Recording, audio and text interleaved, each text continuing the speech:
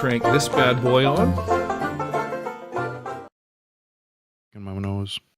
Oh, that's the best part of this game, is nobody can see you eating it. But Jesus can.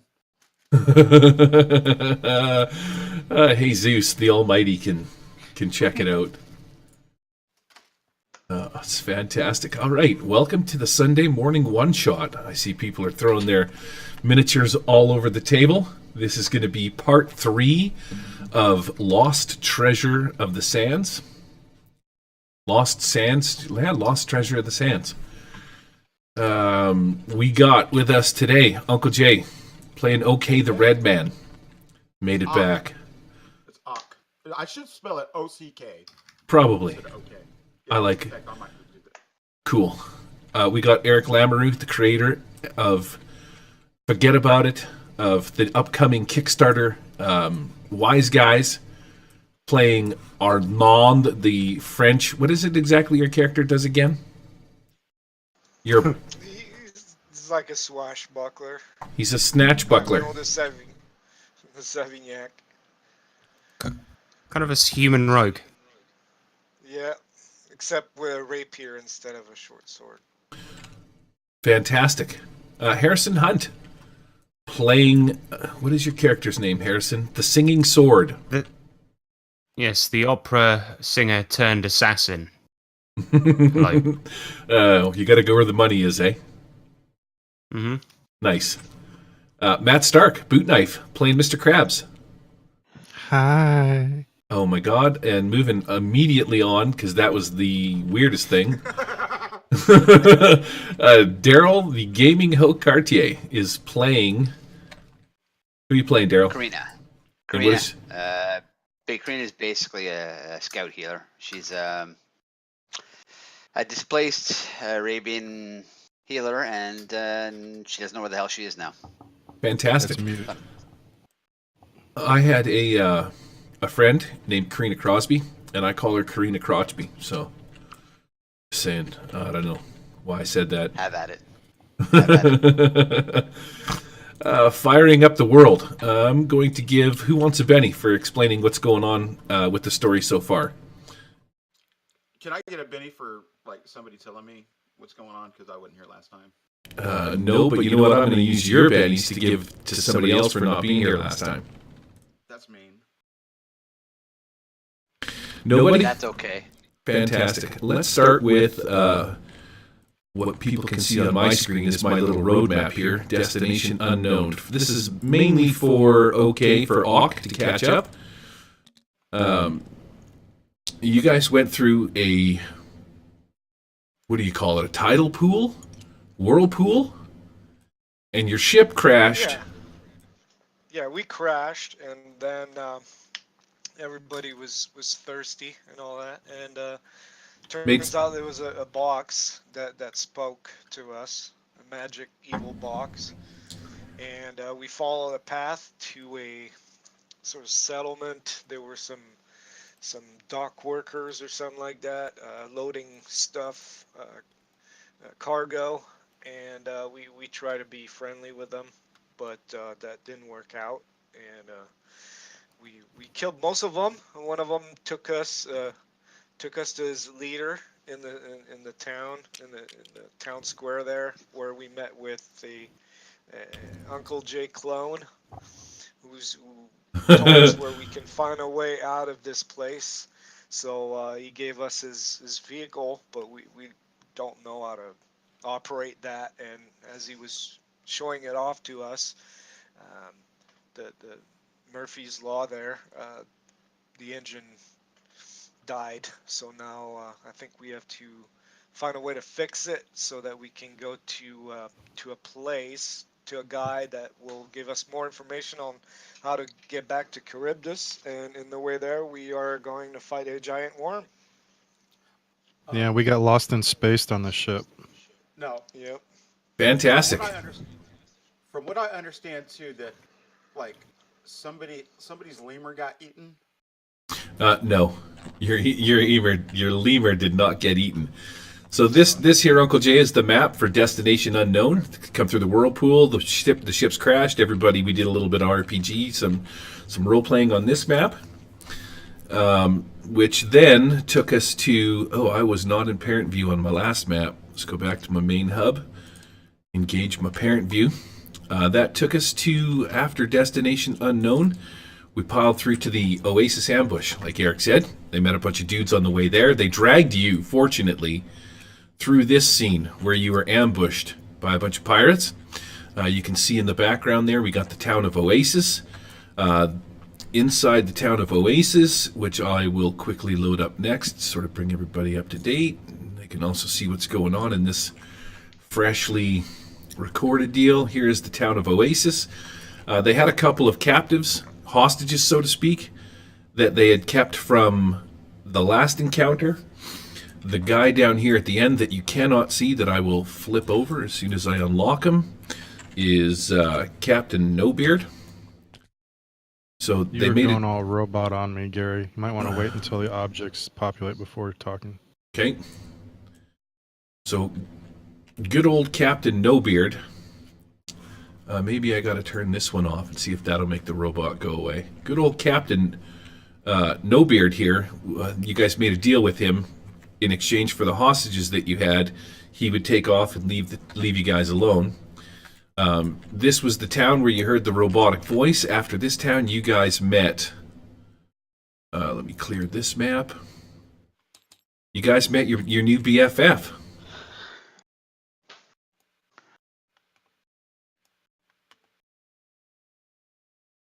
Shade. Now, Shade was this guy that's lived in this town for some time.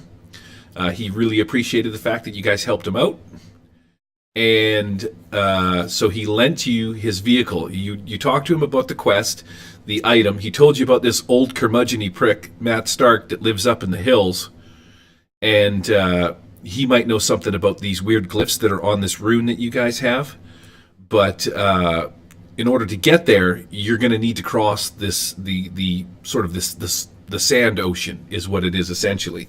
This place this world that you find yourself in has no water for whatever reason. Over the course of the last couple of 100 years, the water has been evaporating or disappearing, and no matter what the scientists of the time tried to do, they couldn't prevent the loss of water. So this world went through its apocalyptic stage, massive loss of life and death. Old Shade here He lent you made the fountain disappear too, right? Absolutely, which was almost like magic. You don't know where it went to. Maybe he teleported it out, but you're not sure. So, good old Shade, being that you guys helped him fight off the water pirates that had come, he gave you the keys to his hover boat, which is this weird, crazy technology you guys have never seen. When you went to fire it up, one of the engines exploded off of it, and now, in order to get to old curmudgeon-y Matt Stark way off in the hills and possibly find out about the runes on this amulet, you need to actually repair this boat, because crossing the sandy seas it's a suicide mission. You need this hover boat not only for the speed but to avoid any of the sandworms that are there. Oh boy. Yeah, so you're in a real bit of a pickle, but that's where we're going to start our adventure with good old Shade. I'd like to point out one thing. Shade looks like a Raoul from Fear and Loathing in Las Vegas. I think that's what his character was based off of inside of Borderlands. I believe was that guy. Okay, so that's where we're going to pick up our adventure.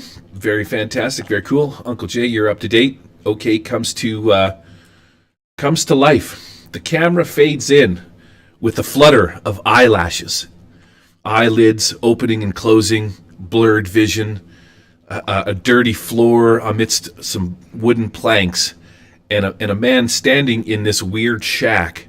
Uncle Jay, as you open your eyes and sort of look around, you kind of realize that you're in some kind of weird new place that you're not familiar with. And this guy in the shack, he's like, "Well, good goddamn, look what we got here. Looks like your buddy came to. What's happening there, big red man?" And he looks over. He's like, "You doing all right? You need a splash of water, my friend? What's going on?" I good. No, I had a terrible dream. I was fat system administrator. Oh, That does sound like a damn terrible dream. We ain't no fat people around here. Ain't no food. Barely got enough water to sustain anything, and without any water, ain't got no food. It's real hard to survive around here. So, that sounds like a horrible. Sounds like a real dream, a sweet dream to me. I'd love to be fat. Oh, no, it's not good. It's not good. People make fun of you, especially people who talk French make fun of you a lot. Very sad existence. Sounds like you got a personal problem there, my friend. I don't know how to help you with that, though. Anyways, I guess we found ourselves in a bit of a pickle here, gentlemen. Oh, good golly. Yeah, so about my boat, I guess we're going to have to go to the junkyard and get ourselves a new engine or some replacement parts to fix that thing. Sound like a plan? Yes. Yes, thank you. Thank you for talking to me. Yeah, that's great. Where's Lemur? Talk to him. Where's Lemur? You gonna call him? Your lemur comes. Alan! Alan! Let me see. I have your lemur here somewhere, I think. Let me search my GM's toolbox. And Is that Alan Rickman? Alan Leibowitz. Yeah, actually, you see that Karina's actually feeding him little bits of cheese and dry jerky. Oh! Ha ha! Ha ha! No, watch out. He's still. Some monster cheese. oh, Shade pops out of the bush. He looks over and sees this lemur coming down on him. He's like, "Somebody shoot that damn there thing!" And he starts taking shots at it. No, stop that. No. Look, it's his friend. He's of lesser intelligence, and if you shoot the lemur, he will be No, stop that. He'll be bloody annoyed, and you would not like to see him when he's annoyed. Let me tell you that. Come on, I saw him eat a table. let's get it. I flip Stop off it! Shade. I flip Last off Shade. warning. All right. I haven't seen one of them in some time. That thing there looks like some good eating. I don't know why you're not gonna, put it on a spit. No, it give me stock advice. Oh. I not know Well- what stock advice is. It tell me, though, when I go to sleep, tell me to invest in mutual fund. Stop talking, Ock. Ock, stop talking. Okay.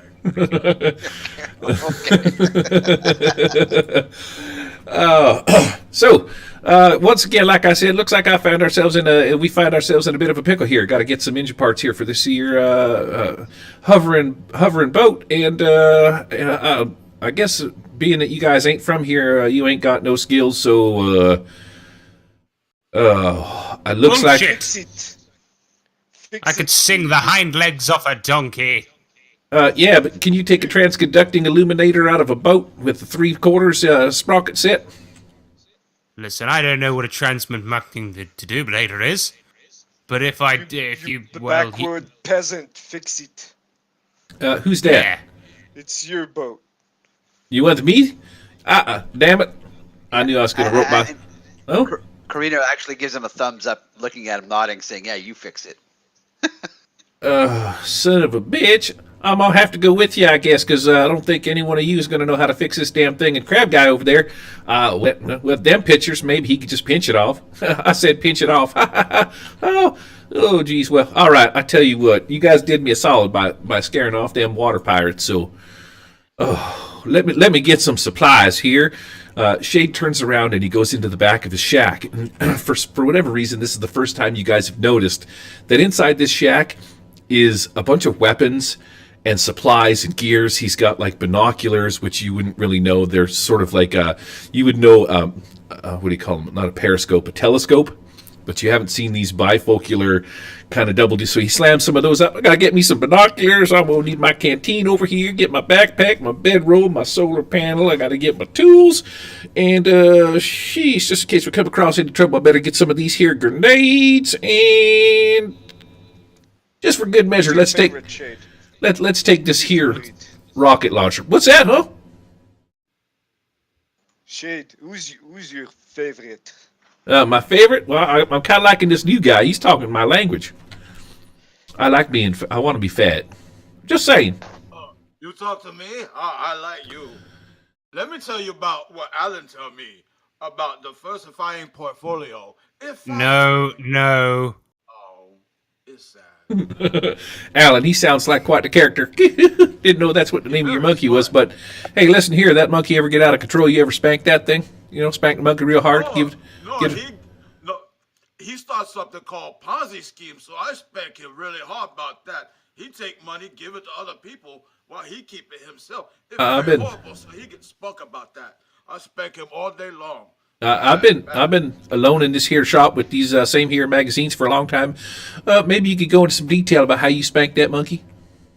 Yeah, what you do is you tell Monkey it's very bad. Monkey, you bad. You very bad. And then you take it and you grab it with your hand. And then you turn around and you take your hand and you like that. All day long until Monkey gets tired. And then you sad and then you go home. Hey, why don't you show him? So as you're saying this, he slowly pulls the front shutter down just enough so that your voice could come in, but you can't see what's going on in there as he starts to make a bunch of ruckus and whatnot. Just looking for my secret stash of grenades. That's all. What's a grenade? What's this? So you, grenade. Good God. I guess I should show you. They're like little balls of deliciousness. It's an island. Oh, he means Grenada. Yes. Oh no, I don't know. So You. he looky here, my friend. Here, let me show you something real fun. And he'll open the side door and he pops out of his little shack. And he's got this thing in his hand that looks like this green ball that you've never seen before. And he pulls you over into the center of the town, and he's like, "You see, this here is a grenade. It's like a device that explodes. Like, I wouldn't say like it just blows up, blows things to smithereens, and it's the funnest thing ever. Let me show you right now." And he pulls the pin out of it and he throws it into one of these empty buildings, and he's like, 1, 2, kablammy! And the whole side of the building explodes in this massive concussion wave. Washes across the lot of you as bits of rock and shit. He's like, "This here's a grenade. Used to blow shit up, and they're fun." You know, sometimes back in the day, I heard How is that supposed to fix your boat? it ain't gonna fix. Well, you kind of got me on that one. How do you conjure this magic fire? You got to find them. I don't know how to make these things. They were just remnants from a past age kicking around. People come through here, scavenge these here empty buildings in this abandoned town called Oasis. I don't know if you ain't noticed yet either, but there ain't nobody people around, just me. I'll be it. So, because pretty much everybody died, and since I was born here, I never really did leave. So, yeah, I just kind of looked around this place in my spare time when I'm not being invaded, hanging out in my little shack here, and I found them. You talk too much. Can you blame me? I live in an abandoned town. You're the first people come across here, ain't trying to shoot me up, take my water, steal my shit, do anything to me like that. You know what I mean? Well, let's keep it that way, shall we? Now, you said that we needed to get parts for your combobulation machine. Yes, sir. Where do we need to go to find them? Well, I hate to say it, and I hate to be a miser, and I hate to sort of ruin everybody's fun here, but we're going to have to go about 5 miles, walk down a road on this hot, sunny desert. It's going to be kind of brutal. Make sure you bring some water. Karina gives him Yes. thumbs up. Okay. Oh, who wants to take this here RPG? Somebody going to take this rocket launcher? Too much for me to carry with my water, my supplies, my other things. You know what I mean? I got to carry my toolkit. A handheld cannon? Yeah, it's just like one of them there guns, kind of like a really highly explosive bow and arrow, know what I mean? I've never seen the like. Well, I never manned the cannons on the ship. Who's good at that? And I'm not allowed to touch stuff. Dude, keep away from me. I'll eat it. No, keep away. That evil magic. All right, Frenchie, tell you what, you take this here RPG, because I don't think Crabman's got the fingers for it, know what I mean? Ha-ha! See what I did there? Yeah, right. And the mute one over there, can Okay. you take this here, And here, I'll give you guys some of these here. And he hands you out a couple of grenades. He gives some to everybody but Mr. Krabs because he's like, sorry, buddy, but I don't. You kind of need finger stop rate. These things weren't quite made for people like you. Things like you. Fingers. You got 2 pinchers and 2 arms. Oh, do you? Let's roll. Okay. I didn't see your little handables. You want some of these grenades then? Magic? Yeah, I'll take some magic. All right, so he's going to give you a couple of grenades. He's going to throw a couple in his pocket. He grabs some guns that he's got, a couple of hand pistols, and all right, just gonna lock up my shop here. And he slides the front curtain down, closes the door on the side, puts a padlock on it, looks around. All right, been a while since I left here. Actually, to tell you the truth, I done never left here because I lived in Oasis my whole life. And really, I ain't gonna be much help to get us where we need to go. But I have heard things, so I do know a little bit about here and theirs. Maybe we should just get going. And he's like, over this way. So he starts walking. He pulls out. Karina will pull on his on his shirt or something, and she gestures at the grenade. All right. Shrugs. Cool. So he'll pass you. He's got a grenade for you. Yeah, but she starts to pull the pin and doesn't know what to do. Okay. You're gonna blow yourself up. Because he just demonstrated. Oh, he did? Okay, never mind. I didn't hear that. Okay, so Shane's like, all right, gentlemen, let's go. Get your backpack on, get your walking shoes together, get your feet on the maneuvering, and let's get her going here. So everybody make me a vigor check. Those that fail are going to suffer a level of maybe fatigue from the heat. As you progress through the not so much desert but rocky mountain paths that you're following, these trails that wind through old abandoned areas, broken down huts. There's just some leftover automobiles that you pass on the side of the road. The odd broken, what Shade tells you is, maybe like a bicycle and stuff like that. But it's just basically just a bunch of rusty piles of heaps of different garbages and whatnot blown around as you sort of wind your way through the abandoned town of Oasis to the outskirts of town. Shade stops for a minute. He looks back over his shoulder. He's like, damn, I sure hope the Kid Cream's going to be all right. I ain't ever been past this part right here, so I don't know what I'm getting us into, but I do know that the junkyard's about 5 miles over that way. Probably going to take us about a solid day's walk if we don't die of heat and dehydration. You all good with that? Can I stay here? Ain't nobody making you come with, but yeah, if you you can go back to town, hang out, do your thing, die a lonely death somewhere when the pirates come back and attack. Sure thing, don't worry about it. Okay, I'll come with. Do we have a cask of water that we're bringing with us? Yeah, he's got water and supplies. So, you guys start walking outside the city limits. The town fades away behind you as you follow this dusty, wind-blown old road that's been torn up. Like there's, over the course of time, the sun's just sort of dehydrated this road. It's shrunken and cracked. But there is sort of a visible path that you can follow that sort of leads you outside town and around the side of this old mountain, sort of canyon-y kind of a cliff. Everything that you come across or see, there is no trees, there is no wildlife, there's no carrion vultures, none of that. It's just wind, heat, and sand and dust. But you are on like you're not walking on sand. It's just that sandy wind that kind of kicks up and blows like a hot desert summer's day. This goes on for the better part of the afternoon. There's no shade to be had anywhere. You just, except for the one that's with you. He's like, I'm right here. Don't forget. All right, I'll shut up now. And as you're walking along, he's like, you come to this area that sort of looks like it's a canyon, is what it is. Let me bust out my sweet ass map here.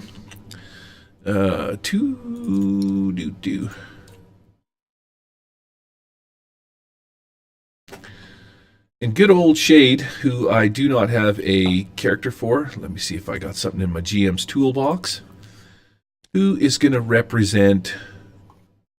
You're so unprepared. I know, right? I feel it. Let's go with... Actually, I do have something I can do. You guys can set yourselves right up here. See where this ladder comes down? This is going to be the start of it. I'm going to kick in the mini grids. Options, go to my saved objects. Just set yourself there somewhere because eventually you're going to come off the top of that map. It might be a little goofy because of the whatchamacallit. That thing is a... what do we got here? Here we go. How come the grid is visible when you get close to it, but the farther away it disappears? It doesn't for me. Now, objects. The grid should be turned off except for the overline. Yeah. The in-game grid is off. Here we go. We're going to change this guy's name to Shade. And he can be your dudester. I didn't have any problem getting my guy up there. Mr. Krabs. I'm going to put you right there. Whatchamacallit? Whatchamacallit? Karina. Wow, who's this? What? What is going on? You guys are... I think that's the swinging sword. No, that's my character, but someone whose name starts with a H renamed it. Mm-hmm. I did not. Absolutely, I see how it is. All right, so good old Shade, he pops up. I'm going to put Shade. Where's Shade? I had his character just now. Where did it go to? There it is. Right here. Why is Karina tiny? Because everybody needs to be tiny. I'm going to make your characters a little more representative of the map, right? You should be generally the same size as one square, so to speak. And everybody is of gigantic size. This is a cool way that you can manipulate the size of the map and actually sort of get the scale and the feel of how big this actually is. So I'm going to make these ladder rungs are 5 feet apart? Well, the ladder is what it is, right? And you got to work within the confines. So, and funny that you should mention that because old Shade is huge. looks down. Is like, well, gentlemen, looks like we got ourselves in a bit of a pickle here. We are going to have to cross this here canyon because I do believe the junkyard is over on the other side there.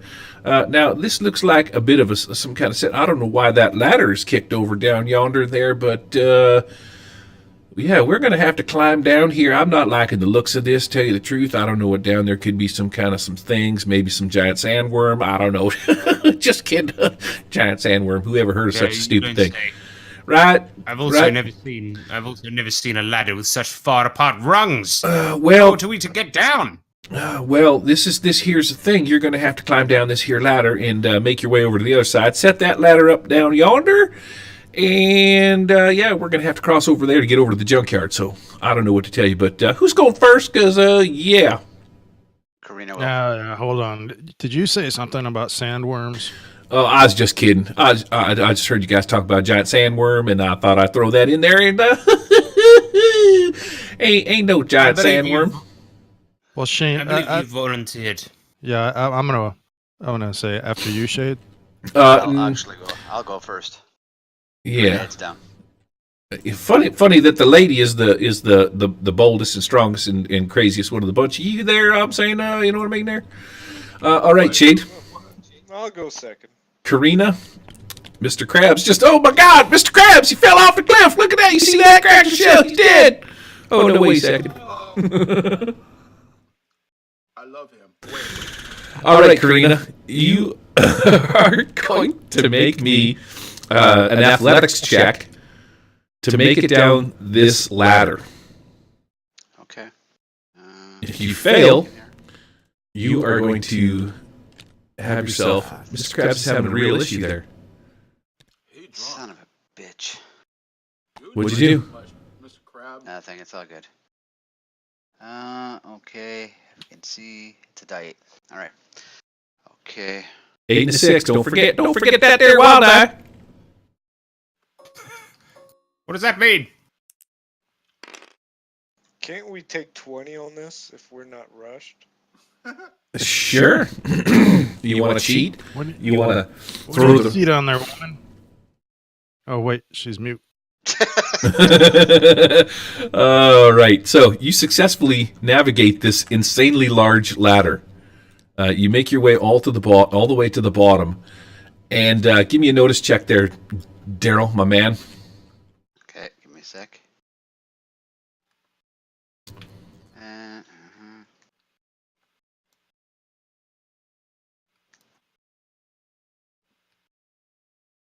Fuck me, man.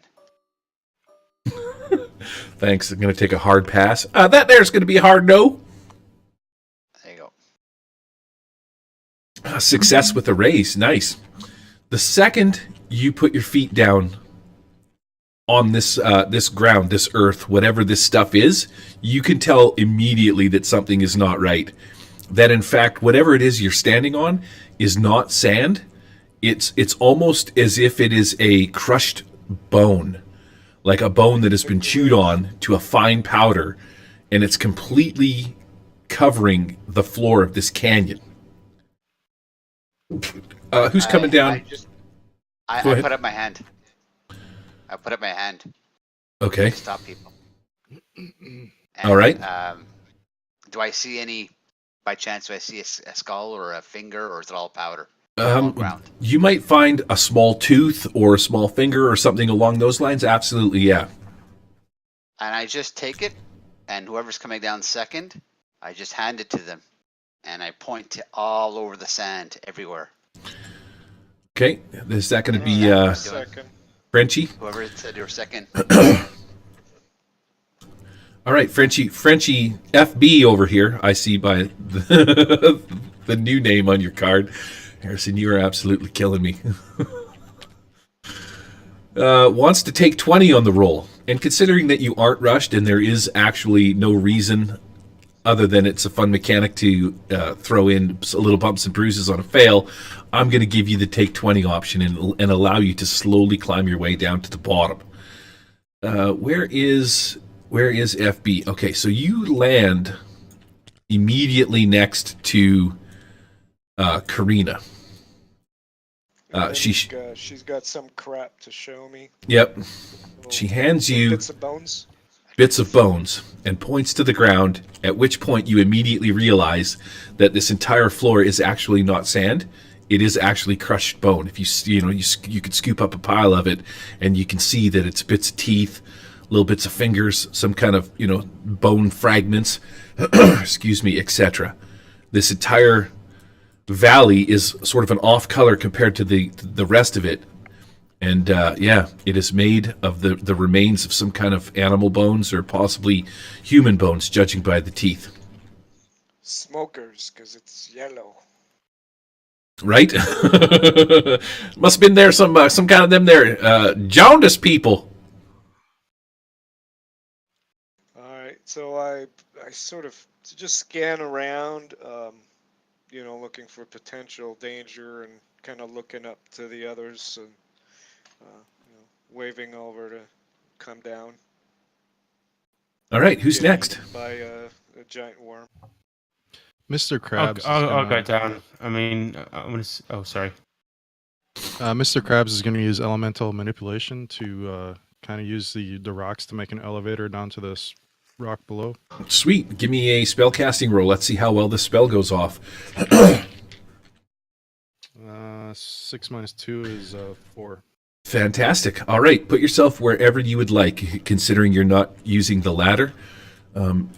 Just do remember that these models don't really lend themselves to you landing stably, so there you go. Perfect. You're going to end up there?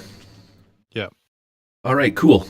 I'll go next. All right.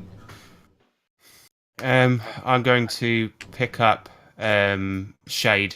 Like when I'm saving a wench in in one of my operas, and I hold her in my arms.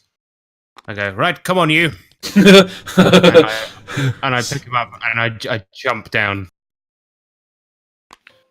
Hey, Man. Gary, would we have recovered PowerPoints at all between sessions or not? Yeah, it's been like full on 6+ hours to get here, so you're going to get at least that many back, and then say maybe a couple more. I'll give you 10 PowerPoints back. Okay. Singing sword. Bad, You're aware jumping is gonna be falling damage, right? It's too bad Mr. Krabs couldn't build a rock bridge across. Yeah, that's fine. Too I bad. don't think I'm liking my chances.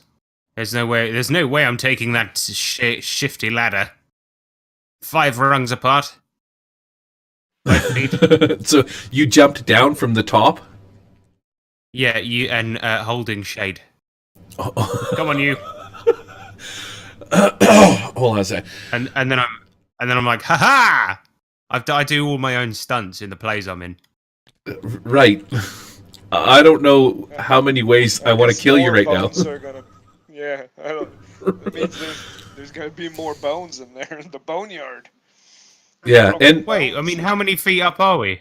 well, that's probably a solid 30 feet plus, right? 5, 10, 15, 20, 25, 30, 35, 40, 45, 50, 55 feet? So that's going to be about what? D6 times 5? Yeah, I tell you what, I'll climb down, but I'm gonna hold shade. Okay. Shade's like, I'm not quite sure I want to go down there right now. It looks a little dangerous, know what I mean? Like I said, I don't know what we're getting into, and okay. Karina I looks at him, points at her minge and points at him. He's like, you want to give me some of that there? I ain't see. What do you got in there? You got, huh? What? Think he figured out. Slowly. Calling you a pussy.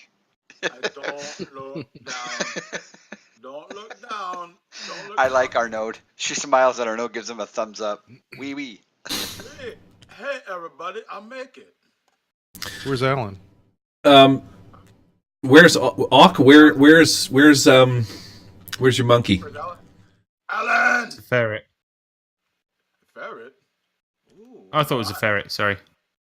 No, it's a. No, Fuck, he's huge. He said he's lame. It's monkey to me. You be Things quiet. Let me It's a freaking gorilla. here. Let me resize him. Who wants to ride lemur? Jeez. Giant lemur? All right, Daryl, drop the monkey. Should have given us. I want to spank the monkey, sorry. Should have given us 10 minutes to think this through. I mean, it's taken us all this time to just go down a freaking ladder. Guy Okay. away. Let's get down. Well, Wow. that was some obstacle, guys. I'm sweating. I don't know about you. That's because you fat. Well, Oh, I do actually have the obese hindrance. Oh, He looks down at his oh, stomach shit. and he's like, well, no, it's actually glandular, and I would bid you not to make jokes about my weight. I've had that all my life, even my own mother. been Wait, did a you long hear something? been a long time since I seen a fat man. He comes over and he rubs your belly a little bit. He's like, damn, I wish I got me one of these. I've been like paper thin my whole life because, well, mostly I don't eat. Hardly drink too because ain't I'm that much food backhand around. Wait, Hey! did Shade come down with us? Yeah, he's down at the bottom now. He's like, all right. Listen here, a lady that pointed at her crotch and pointed at me. I don't know if you want to go have some sexy time behind that rock over there, but if you do, I'm in. And if not, lead the way. So I shall do so. And she kind of looks at the singing sword and thinks to herself, you know, if something ever happened and we're all dying of starvation, how we make an excellent rump roast. So she goes on and she tries to navigate through the sand, trying to be quiet about it, you know. Okay. I would like you to make me a stealth check, and also you can move your action plus your action. One thing I do want to point out is that I believe that we've been playing that you can do your running die. I know it's a free action, but it says, I was reading in the book last night, it says if you do your running dice, all your other penalties are at a -2. Oh. Although it is a free It's a action. multi-action. Yeah, it's weird that it calls it a free action when they still charge you the -2 penalty if you do other stuff. So I guess you can move your 6 and you can run for free. But if you do other things, then you get the -2. They're calling it a free action so that you can still make 3 actions total. Exactly. Okay, gotcha. Wow. All I'm right. not going to meta because I know there's bone there, but we haven't seen anything yet, and we haven't alarmed anything yet. So I'm just going to move, and I'm assuming to be stealthy, you kind of got to move a little more slowly. So I shall do a regular move. Yeah, I'm not 100% sure that Common you need to go sense. slower, but or Okay, that well, it reduces your pace. Was that a 6 I got on which dice? That was on. Okay, the other one. All right, so that's an 8. Hold on a second. I'm assuming so. What? You don't have a D8. Oh, do you have a D8 pace? I have a D8 in stealth. Oh, I got you. Okay, Stealth check. I got you. So you successfully made your stealth, and you can move your 6 paces. Yeah. 1, 2, 3, 4, 5, 6. I'm assuming that puts you right on this square, Daryl. Yep. Okay, I'll go on top of the rock. Actually, I'll just navigate on top. Oh, yeah, put yourself wherever you want. You got 6 of these little squares to go. Next, we got Mr. Krabs. Mr. Krabs, you're sitting up on this rock here looking at these guys moving around and stuff like that. What is it that you're going to do? Yeah, he's just gonna move closer to the front edge here and observe any. Does he see anything like out in the canyon? The canyon looks uncannily quiet. Nothing is stirring, just the soft breeze that blows some of the bony bits, the lighter bony bits they swirl around. Occasionally you'll catch like a little tornado that kicks up in the dust and then just sort of spins out of control as it smashes into a wall and sort of falls to the ground. You do notice these craters, they do stick out. You're not quite sure what they're from. Possibly, they look like something has maybe like dug its way up through the bony canyon chasm and, deposited this stuff here, but you're just guessing, to tell you the truth. Yeah, he's just gonna observe from a distance right now. Cool. Chasm. Singing sword. I'm going to start sort of undulating my way through the chasm. Okay. And I'm going to run up to Karina. 1, 2, 3, 4, 5. So I'm going to go here. Fuck. You Forget can't. that. I'm going to go here. All right. Make me a stealth check. Yeah, you know it. Okay, going all the way back to the other side of the table. Do you know how to work Control 1, Shift 1? I don't know what that means. Okay, so if you pan over top of your character sheet and then hit Control 1, it will save this image as your default. And then no matter where you are on the map, if you hit Shift 1, it'll come immediately back to this. So if you set your screen up so that you can see your dice and see your character sheet, it's just a matter of hitting Shift 1, you pan back here, and before you leave, if you hit like Control 2, then you can hit Shift 2 and go immediately back. And that's an easy way to get around the screen. Yeah, that's what I've been doing. And you don't have to use Fantastic. your own dice. You can use anyone's dice. Yes. Yes. Yeah. Well, anyway, for my stealth check, I got a 5. Okay, fantastic. So you creep your way out to this rock, very, very aware of your surroundings. You're tiptoeing through the tulips, so to speak. That leaves next the Frenchman, Ardenon. Make me a stealth roll. Move your pace, please. Arnold's not gonna be stealthy. He's like, this place gives me the ibby-jibbies. The longer we stay, the more dangerous, and I hate this place. And he just takes like big steps, long strides with the RPG around his on his back, and he's just making a beeline for that other ladder there. Okay, so No stealth. let me control your character then. I'm going to move you immediately one spot right to there, at which point you make a shit ton of noise, crunching on the ground amongst all sorts of other things, and you immediately notice that the ground beneath your feet starts to swell up. Things start to move, sand bits are starting to shake out of the way, and these creepy looking little centipede type style bugs swarm up underneath your feet, and they're going to immediately start attacking you. That said, I should have done this before, but because we weren't in initiative, then it wasn't a deal. So in the action deck, I'm going to shuffle it a couple of times, and we're going to deal some cards to Daryl. Orange, yellow, green. I believe Uncle Jay is blue. And Sacre bleu. I am purple. Now, does anybody need a second card because of an edge or a hindrance? 9. What? Hold on. Right? No, I'm all right. That's If you have, say, like quick and you're Delta 5 or less, you'll get another card. Nobody has those edges or hindrances? No. Nope. Okay. How come it's the other way around? How do I flip this thing? F. Again, why is it... Gotcha.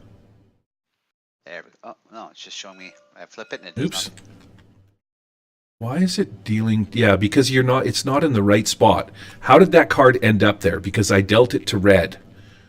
I don't know. You've got it in... For whatever reason, it's in the brown spot, and you can't see. It should be here.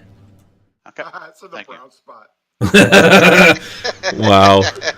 That's why I didn't see it. Right click.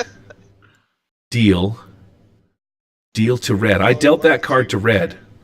Hey, before we go any further, let me do this too. I want to shuffle the adventure deck. Now I'm going to watch this card, Daryl. I'm watching. Deal to red. No, it stops in brown for some reason. That's a bit of a gong show. Orange, yellow, green, Stop putting cards in my ass. blue, and then I will move this card into red. There you go. So you can see them. Thank you, sir. Everybody's got their adventure card. We don't get 2? Seasoned? Sorry, you're right. My bad. Right click. Deal to... What happens if I deal to brown? It goes to brown. Nice. Fucking Brown, stealing my shit. Right? How rude. Okay, Daryl, I will just move this over here. There you go. Bah. Okay. Okay. Combat starting. We got aces. Kings? Queens? Yeah, me. Kings? I got a king. All right, Daryl. That we're gonna lead this with you. You are standing over on this rock. You see Arnaud in a huff and a puff. He's just like, this is bullshit, and he starts tromping off, and immediately the sand starts to wriggle like some kind of weird vibration is going on as these crazy-looking little snake-like centipede creatures crawl up from underneath the sand and start like trying to get inside of his boots and climb up his legs. He screams like a girl, and he immediately wets his pants. Quick question. Now, is there like a swarm? Oh, I thought you were going to ask me if I should take Eric's player agency away, and I was going to say yes. Yes, these are a swarm. With my survival, can I tell something about them aside from centipedes? Are they poisonous? Are they what kind of, I guess, sort of species? I mean, I'm not native here, but can I try? Nope, you have no idea. Okay. All right. How's that for a sweet answer? No, it makes sense. Shooting these things will do use. They're probably tiny, right? So Yep. shooting a swarm does nothing. I don't know what else I can do for him. Throw a grenade. It's only the Frenchman. Yeah. Can I do some sort of trick or distract them or something? Yeah, if you want to like jump down on the ground and jump up and down and. What she'll do is she'll jump down. She'll basically run and then climb back onto the rocks, trying to get their attention.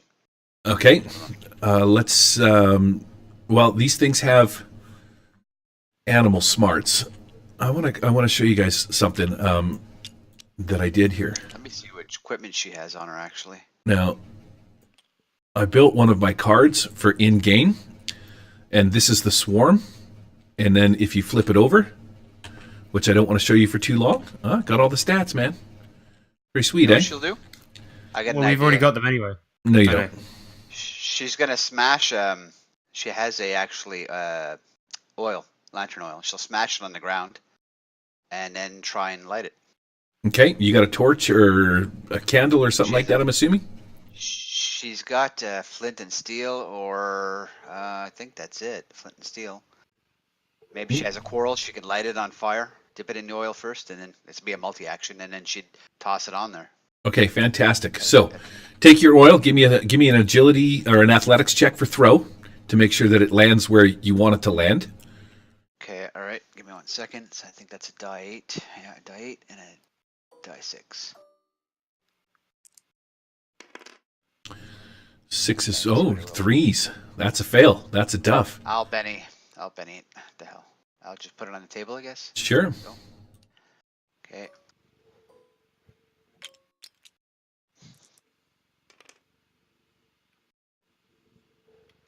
So 5 and a 6 are a success. Dice.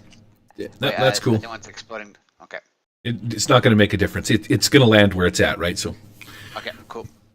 all right, your oil makes the splash down in the sand. A little bit of it gets on Arnaud as your flask or your container or whatever it is breaks and starts to spread into the sand. And then you take your flint and steel, pull out a special arrow, one that you've had in your quiver for some time, but have yet to find a purpose for. A tip with an oil-soaked rag. You take aim.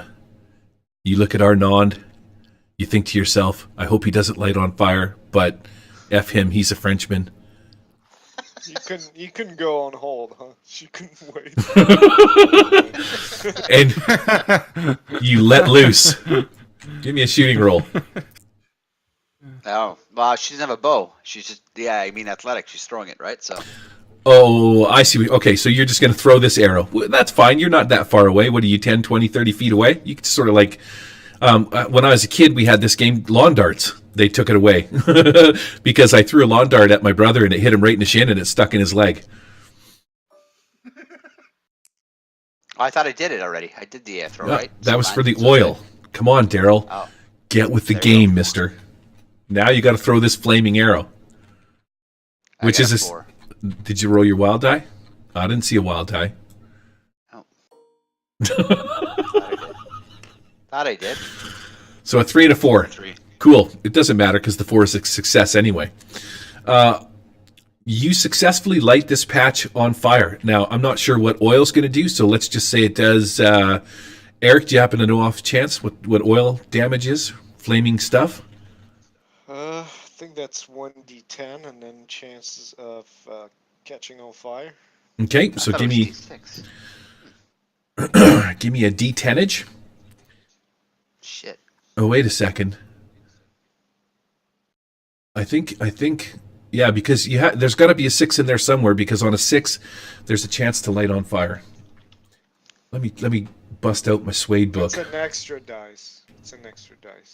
Okay. So D10, give me some damage, Daryl. Let's make this happen. Sorry about that. There we go. Do you want the other die too? The wild die? That's going to be 9 points of fire damage On me or the swarm? on the I was swarm. aiming for this. Yeah. The swarm has a toughness of 7, so that is going to leave the swarm shaken. I didn't roll my wild die. Should I have? Nope. Just in case. Okay. Nope, that was just damage. Yep. So the swarm is now shaken. Moving on, Mr. Krabs, you see the same thing. You see Arnaud just about to get lit on fire. He's got a couple of small sparks on him. Maybe, he's going to come out of this looking like he's got cigarette burn holes in his pant legs, but... So no damage on me? No, I'm not going to give you any damage right away. Okay. Thank you. Who's giving me this jack?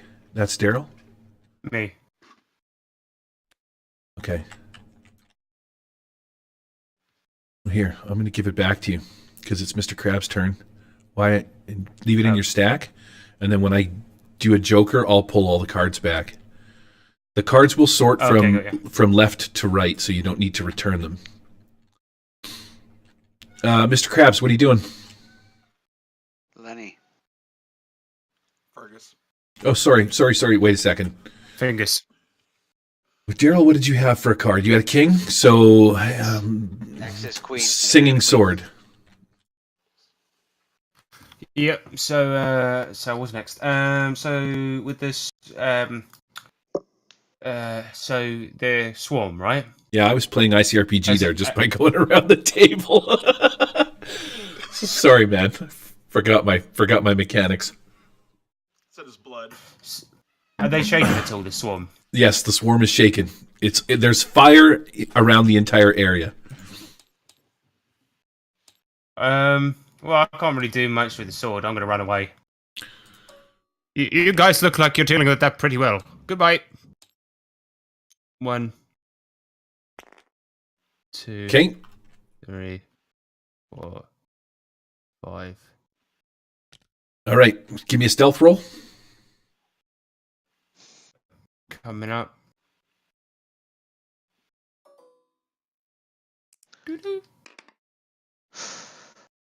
6. All right. Wait, let me reroll. Hang on. 8. Sweet. Combined total of 8. All right. So you sort of just tiptoe off rather quickly, not disturbing too much of the sand beneath your feet. You make it successfully between these two big rocks. You take a look back over your shoulder to see Arnond sort of, being encompassed in flames a little bit. And that puts me to, I believe, Arnond, it is your turn. Alrighty. Well, I'm making a run for it. So since it's shaking, it can't really damage me this turn. So I'll just roll my my running die. Hold on. So that'd be just a straight up d6.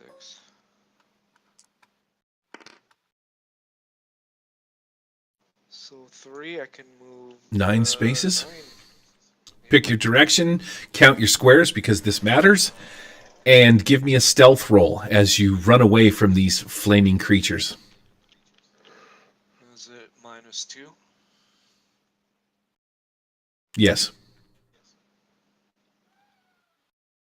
Wait, I'm looking for my.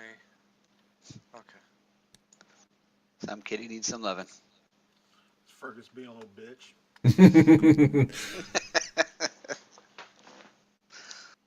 Jay's cat's high maintenance. Fergus is, man. Lenny's too sick to do anything. He just chills out upstairs now. He's cool, but Fergus is being a little whiny bitch.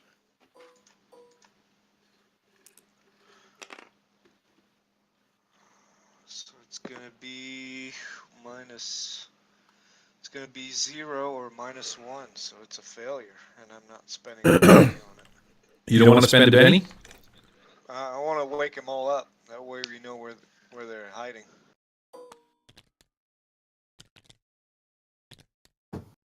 Set this one right about here and right about there. You just immediately leg it from this on fire pile of whatever these weird kind of bugs are with a scream and your whizzy pants. I'm just kidding. You don't have whizzy pants. I just imagine that you do. But as you leg it across the sand, you get to this point right over here. You sort of stop and take a quick look over your shoulder, and you realize that beneath you again, the sand starts to twist and form and vibrate a little bit as these little heads start peeking out. You find yourself immediately encased sort of in another one of these swarms. Holy Oh shit. my god! I thought I had that fixed by the doctor. What, your incontinence? Is that when you wet your pants? I don't know what that is. No, crabs. No. Nice. It is incontinence, but not that I would know. Sweet. All right, so you make it to about there, and that puts us at the 10. So we got Mr. Krabs next. Mr. Krabs' card is missing. Why is Mr. Krabs' card missing? Because he's put it up here. Just leave your cards in your stack. And then You when know I what this map reminds me of? No, what does it remind you of, Eric? Tell us. Enlighten us, my man. That beautiful map by Matt Stark in that game. So freaking huge.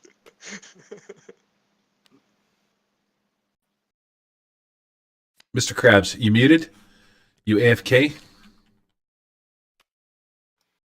Sorry about that. I said I like big maps and I cannot lie. Mr. Krabs is going to come over to the edge here.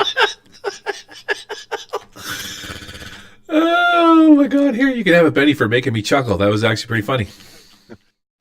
He's going to come over to the edge of the rock here, and he's going to throw a grenade at this, the one that's on fire. Okay, give me a throwing roll. Grenade. Anybody know grenade damage is? 3d6, I think. Fantastic. So I rolled an 8 for the throwing. No, Okay, perfect. It's going to land exactly where you want it to land.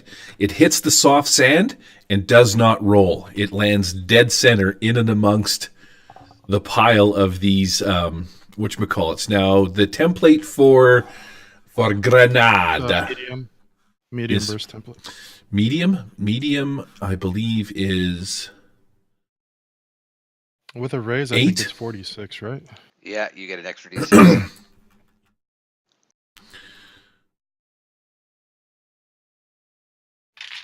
Area templates, search. We want medium burst template. It That blows. I immediately only got- rolled a 7 damage. Are we doing gritty damage? I'll spend a Benny. Sure.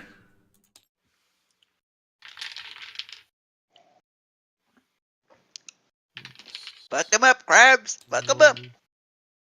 13. Where did my... I think it's got AP too as well. 7, I'm not sure, but 24. Okay. Oh, it's on Bad the table. damage. Why did it look like it disappeared? So this here... For some reason, I was looking at it, like it had disappeared. Is a medium burst template. A medium burst template is 8 yards. Each square is 2.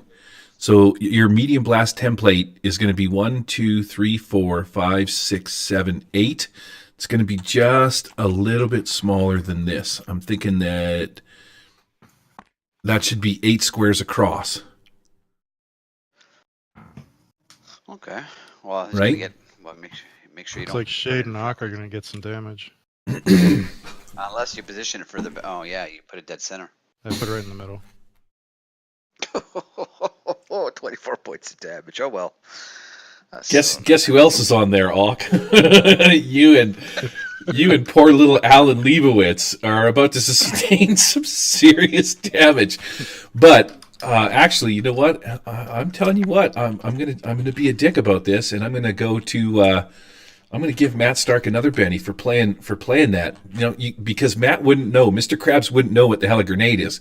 You saw it explode inside of a room and blow some bits out, but you have no idea how big the percussion or the area of effect is of this. So the three of you now, oh man, sorry guys, I don't have my book brought up. I got my PDF here somewhere.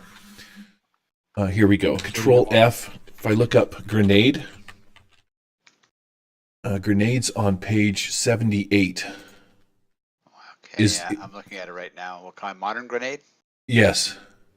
3d6 medium blast template. Now, does it 5, say 10, anything about being able to evade? No, it doesn't. Let me see. Well, Wait, I did not cook it. Grenades may be evaded. It says yes. Grenades may be evaded. See evasion, page 100. So they can be evaded. You can also throw yourself on the grenade. Page. It's a bit out of order to Terrell. Evasion, yeah. If the attack can be evaded, the character is aware of it. He can make an agility roll at -2. Okay, fantastic. So yeah, if they're aware. So yeah, but I'm pretty sure they know it's coming. Yeah, you would see, Auk, you see this thing land. Shade sees this thing land. He looks up at Mr. Krabs and he's like, son of a goddamn good son of a what that? And he immediately is going to leg it out of there too. He's booking it. He's done. At a -2, that is a success. Mr. Krabs is like, golly! He takes off 1, 2, 3, 4, 5, 6.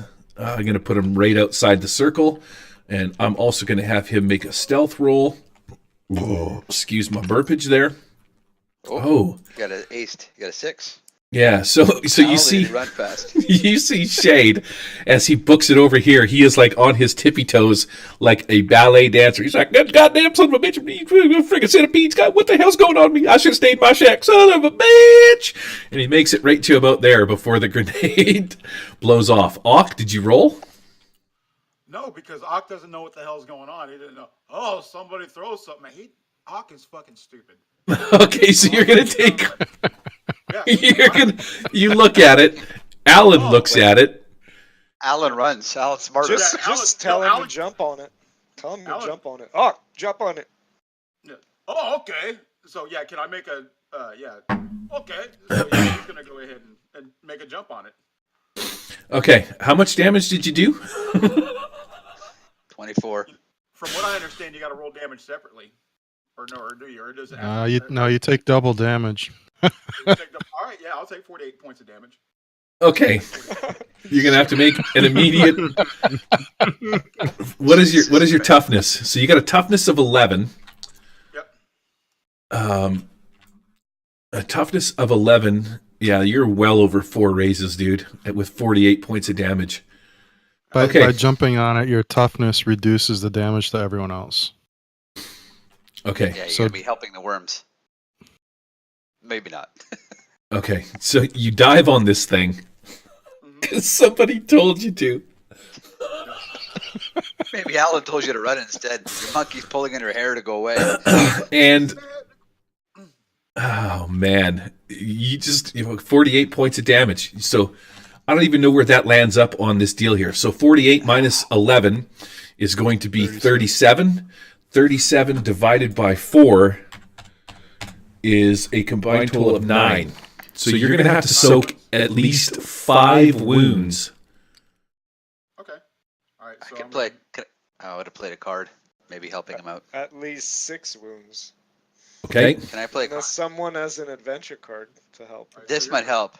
Here. No, I don't. You know What I'm going to say, Actually, unless you really want, I don't want to take away your agency, Jay. no, you can go ahead and play it. I just thought it was funny that somebody say, yeah, because Ock is fucking stupid as hell, dude. I think we it's go. brilliant. That card, and aid comes in an inspected way. What I'm going to say is... Or guess that- what? Oh, go ahead, Daryl, and then I got something. I was going to say that maybe somehow some rocks fall. You know, like as he throws a grenade, some rocks fall on top of it. And as Aqua was to jump on it, so maybe it gives him some sort of armor or protection. Yeah, then the rocks will scatter, exploding into his chest. I don't know, or a big boulder or something. You know what I mean? Or something. I don't know, maybe a budgie, a fucking vulture flies by, thinks it goes down to grab the worms, it grabs a grenade and flies off. With a grenade in its mouth, I don't know. I'll leave that up to the GM to interpret. Have fun, Gary. And also, Gary, I also got one too that I can play. Okay. Mechanical malfunction, which Oh, is shit. a device malfunctions in some way. Okay. So maybe the should've left. grenade. So maybe the grenade will. All right. If you play that, I can't see it because you're moving it around. You can just leave it where it's at, and I can check it out. I can see everything. Gotcha. The device malfunctions in some way. A gun jams, a bowstring breaks. The device can be fixed by 10 minutes work, followed by a repair roll at -2. If part of a large device, the one system breaks down. Okay. Matt, if you're cool with it, I'm going to let him play mechanical malfunction. Everything goes off except for the damage. The grenade doesn't actually explode. It malfunctions. You just hear a small little zzzt and a bit of a puff of smoke. You cool with that? As Auk jumps on top of it? Okay, take your card back. Daryl, we're going to play mechanical malfunction, and that's going to be saving Uncle Jay, as Uncle Jay... Hey, Shade, your magic fireball don't work for shit. I land on it. It tickle. I'll try mine. Hey, do you have a bowl for like spent bennies or anything? No, you can just throw them in the middle of the map, and I'll just delete them. I could put out the. I did at one point have a deleting sort of ashtray thing, but I'm scared to put stuff on the table with you guys because, well, we've got Eric. Oh, Eric no longer has a name. The stinging slut is now a thing.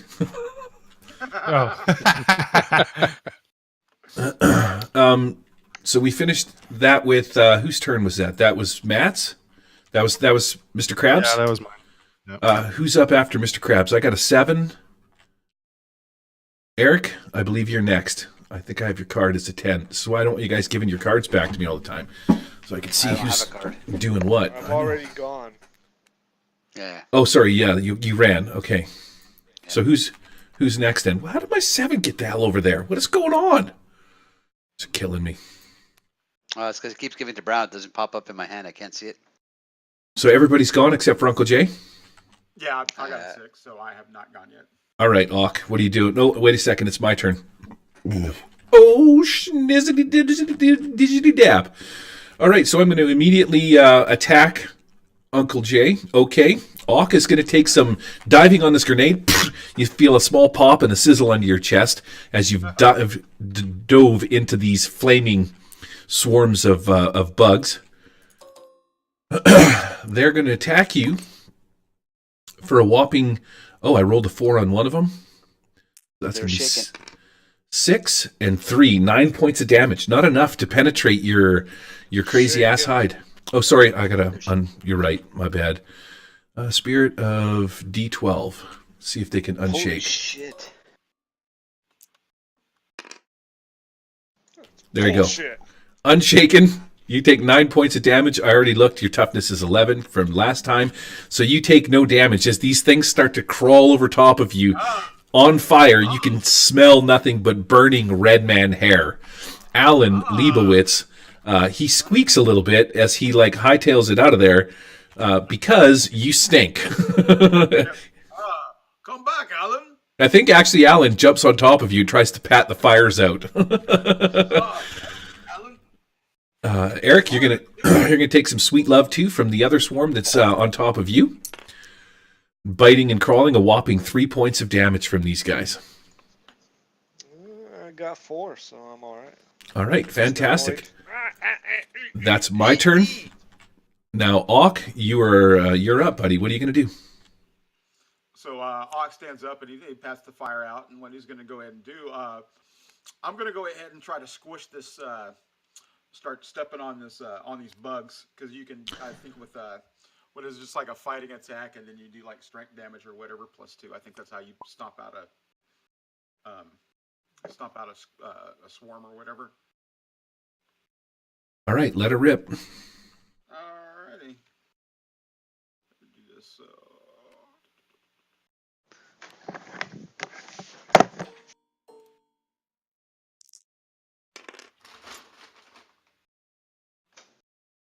All right, so I got a 5 on that attack, and so there's the parry. The parry is just like what, a 4 on a Parry is 4. Yes, sir. So that hits. And so I'm just going to do strength damage on it.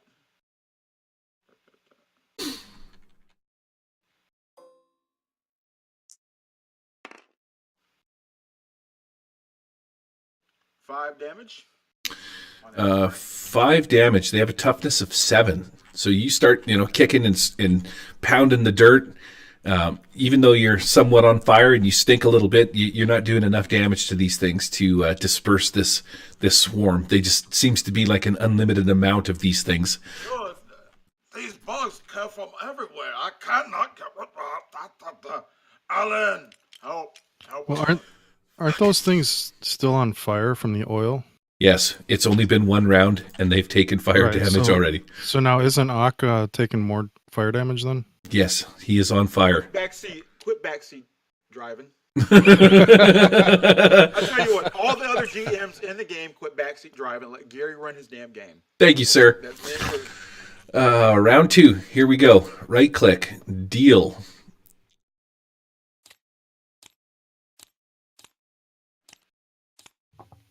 And Daryl, I will fix you because for some reason you're going the wrong way.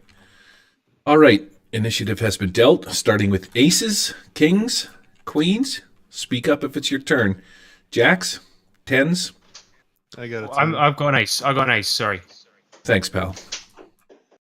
Yeah, my mistake. See where the fire is? Yes. They're still the bugs are still going, aren't they? So I'm gonna chuck my grenade in there. Looks like the other one didn't work. Here, try this one. That's it. Og, catch. Okay. Try this one. Okay. Apparently, I don't know why, but apparently you have to toss yourself onto it. So, Okay. have at you. Jesus Christ. Roll. Give me a throwing roll. Oh, here comes the cavalry. Athletics. Athletics, isn't it? Yeah. I'm quite good at this too, so. Sorry, Jay. No, I'm gonna dodge out of this one. 6. Reroll that. I think I might be getting a raise on this. 9. Yes, it's 9. Okay, so that's just the direction in which you throw it. That's not damage, right? So it lands perfectly at Ogg's feet. As it lands there, so in order as to not kill him, Shade looks he looks back. He's like, "Oh, good dad, you goddamn fool, get the hell out of there! That thing's gonna explode, turn you to red mist, man! Run for it, buddy, run!" Okay. What? So, yeah. Oh, now you tell us! I didn't realize you guys were giving. Man, I should have thought about this a little bit more when I was leaving my damn thing. Maybe it wasn't a good idea to give you guys these grenades. Run for it. Try to be quiet about it. Otherwise, you're going to shake up some more of them freaking centipede things that are right at you there. Now, get over here, you damn fool. All right, so I'm gonna make an agility roll. Here we go. Oh, you just hang tight, Uncle Jay, because it's still Singing Sword's turn. So, roll some damage, Harrison. How much damage we're talking? 3d6 plus 46. plus, yeah, 46. 3d6 plus your raise. Oh, I heard that. I know. That was Gary? So No, 13. it's not me. No, that was me. Yeah, one of me. those is 6. You got to roll again. I already did. So that is a total of 18. 13 plus 4. 18. Okay, Uncle Jay, make your evasion roll. We said it was agility -2. Yep. There we go. You can do it because he's okay. -2 is a 2. I'll spin a Benny on that Jones right there. So let me go ahead and I'll do it. Shit. There you go, 6. That's a success. That is all you need. All right. These things blow up. Nobody tell me that. Hey, Kraft tricked me. And Frenchman, he tell me jump on it. Hey. Okay, I'm gonna put you right over here beside. I'll set you right here. You and Alan are right there. You make your way outside of the blast.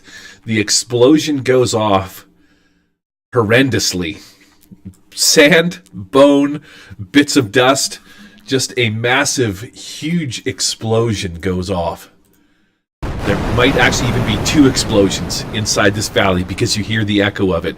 Centipede bits, little bits of guts and shit start raining down. You're covered in sort of some kind of weird, oozy, kind of gross, looks like old jello has been stuck to you as this swarm just gets completely obliterated. The fire is extinguished.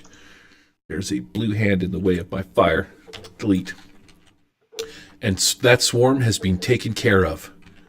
Well done, Singing Sword. What did you have? You had aces? Thank you. I think we're down to 10s. We got... Yep. Mr. Krabs is going to go on hold. Yep, spades first. Diamonds. So I got diamonds. spades first. What's going on, French man? Mong man or... Still running it, so... Okay, leg it, dude. If I can find my I'm- little guy, I guess not. There he is. Here. He's down the back there. Was that 2, so I can do 8. Let me zoom in a little bit. From this big map that we cannot lie. So 1, 2, 3, 4, 5, 6, 7, 8.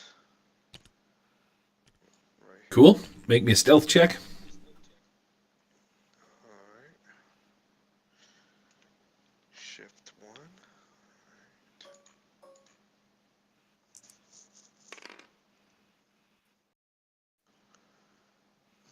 4. -2.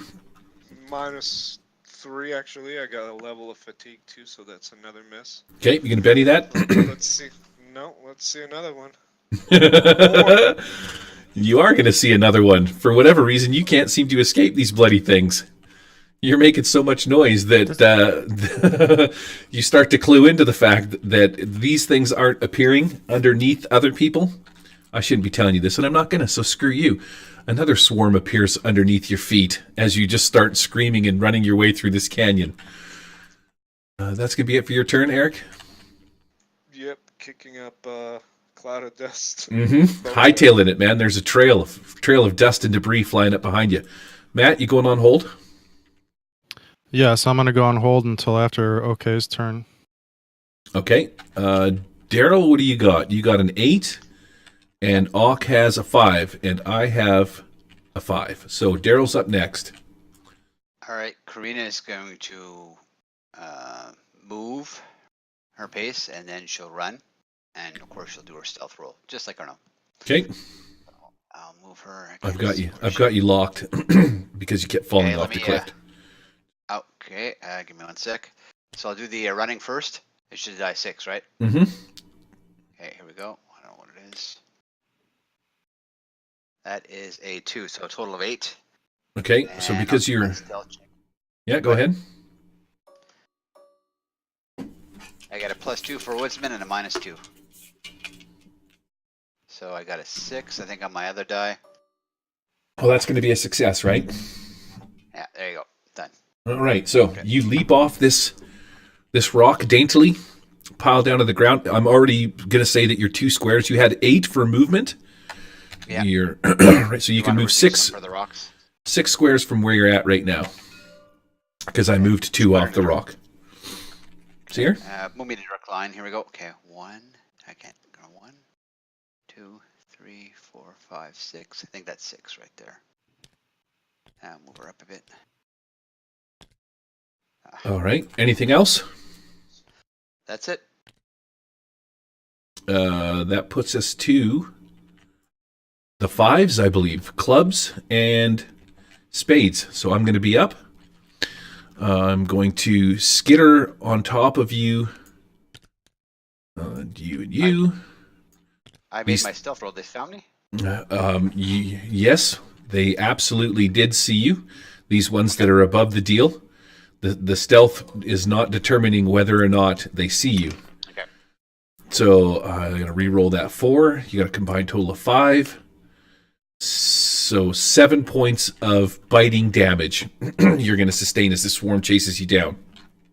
Okay, let me see what I got. I don't know what I have as toughness. Sweet. While you're figuring that out, I'm going to do damage on Eric. Okay, I'm shaking. Oh, a whopping 3 points of biting damage on Eric. And that's going to be my turn. Uncle Jay? I'm shaking. Okay. So Aka's looking and seeing what's going on. He's like, oh, they make noise. Maybe I walk quiet. Auk, the dumbest one of the bunch, figures it out.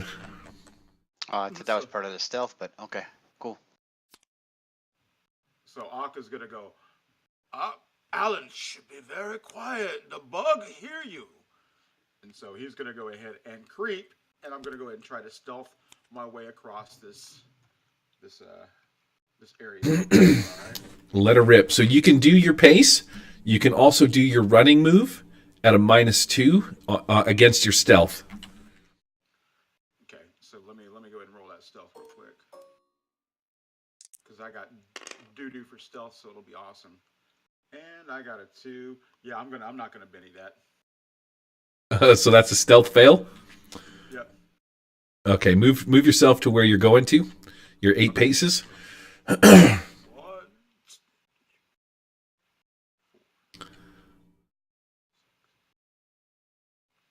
And that's where I end up.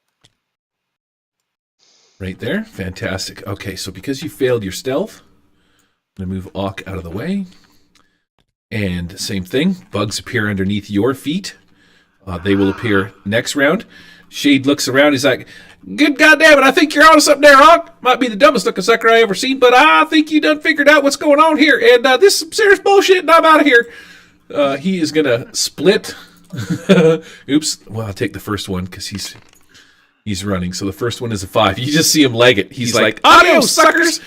And he's going to make his way over towards Singing Sword. 1, 2, 3, 4, 5, 6, 7, 8, 9, 10, 11. He is going to end up right beside Singing Sword. See if he makes a stealth roll, which is not going to happen. So as he's -2, he ran. That's going to be a fail. He ends up right beside you. Good. Idiot! God damn! I'm sorry about that. I didn't know what I was doing. I was just scared. Gonna have to forgive me. I didn't know what the hell. What the hell? What? Say what? I'm gonna lock this thing down. And I'm gonna move this out of the way. I'm gonna move this thing back here like so. As immediately as he gets to this spot, these things pop up underneath your feet. I'm loving it. This is fun when I get to play with my toys. Thanks, pal. All right, that said, round 3. Nope, sorry, Matt is on hold. Yeah, so I'm going to use elemental manipulation to do the ladder thing again. Okay. It's 9 - 2 is 7, so that goes off. And I'm guessing it's still your regular pace, right? Like 6. Sure thing. I can't count from this rock, so I don't know. 1, 2, 3, 4, 5, 6 squares would put you right over top of that square there. So somewhere Can I get up here? Sure. You want to be up on the rocks? If you do, I can lock your character in place. Yeah, I do. Okay, so I'm going to put Matt, you... you're taking a -2 because of what? There's no PowerPoints in the setting? No, because I have multiple schools of... Magic. Oh, I got you. So if you cross over from another one, then it's a -2 or whatever? No, it's a -1 for each additional one you take. Oh, okay, cool.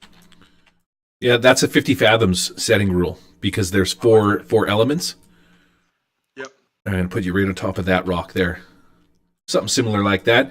As you sort of float down, this is the first time Shade's seen you do it. He's like, and he looks over at the Singing Sword and he's like, what the hell's it? That's a freaking flying crab I see right there. He got some kind of retro rock boots going on. I don't know what the hell's going on. What's that? What? I ain't never seen nothing like that. No, you idiot. What? Shut up. Shut up. It's perfectly normal. He does magic. He's a magic crab. Shit. Hey, Mr. Krabs, you gonna teach me something out there, magic? Hey, I'll teach you how to cook a lemur. That sounds right good, baby. I get myself a little fat. You gotta think make me fat, baby. I can make some extra food. I told you about cooking lemur. We cooked you first. Dealing the cards. A little bit of butter, a little bit of garlic, a little bit of pepper. That's perfect crab recipe. A little bit of Monica's all I need. Daryl, I will move this card onto you because for whatever reason your deal needs help. That's the weirdest thing. No jokers? Nobody got a joker? All right. Ace, king, queen, king. Daryl, yeah. what are you doing, Daryl? So if I managed to break free and move and then do a run with stealth, will they still follow me? Or is it because I'm running, I'm setting them off? You don't know. Just tell me what you're going to do. Stop metagaming. Metagaming, She's Daryl. trying to figure it out. She's trying to figure it out. No, you're trying to ask me to tell you how it's working, and I'm not going to do that. Should make a common knowledge roll or a common, Sure, make a common knowledge roll. You know what? Never mind. She's just gonna beat me. She's gonna go and. Screw these goddamn air centipedes. Let's get out of here, Singing Sword. It's time to split. This is bullshit. Yep, I didn't know this was going to happen. Twice. Give me 1 second here. Okay. All right. So, yep, she's going to try and, I guess, extricate herself from there, and she will move on. She'll move her 6, and she actually has to make her shaken roll first. She's shaken. Yes. Spirit. Okay.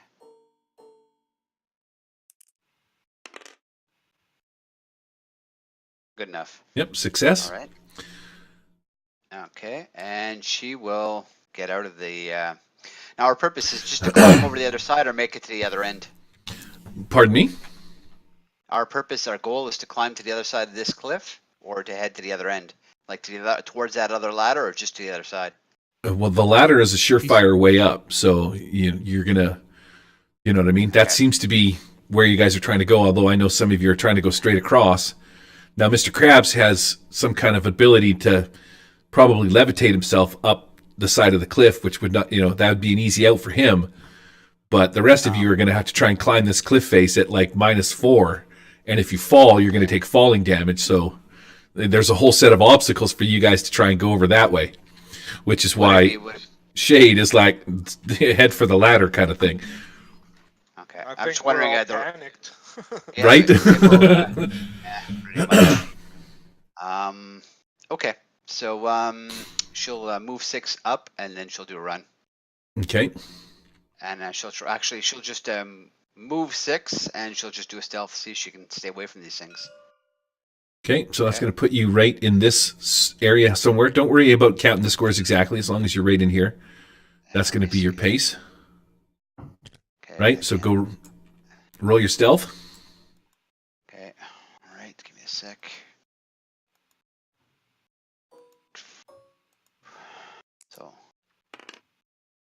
that's a +2, so 7. All right, so you end up right here. You tiptoe from where you're at through this bony dust, and you end up in the middle of this valley, looking down at your feet. Absolute paranoia washes over you, because I said so, and nothing happens. You seem to be in a safe spot. You look back; these bugs are like skittering and stuff like that. They're sort of moving around, motioning, and then you can hear them chittering a little bit. That's about it. Anything you want to do? You're good. I look at everybody else, then I should put up my finger to my mouth. Do you suck in your finger seductively? No. Nope. No. Speak up, woman. Can't understand you. That was kings, queens. I got a queen. You got a queen. What are you gonna do, Ock? What's Ock doing?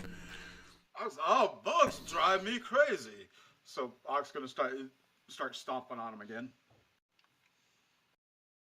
And so that's here. I thought I'd be eating them. Ox doing an interpretive dance. Mating ritual. Mating dance. All right, so that's a 5 because their parry is a quattro. 4. Correct? Parry of 4. That's gonna hit. Roll some strength damage on these things. All right.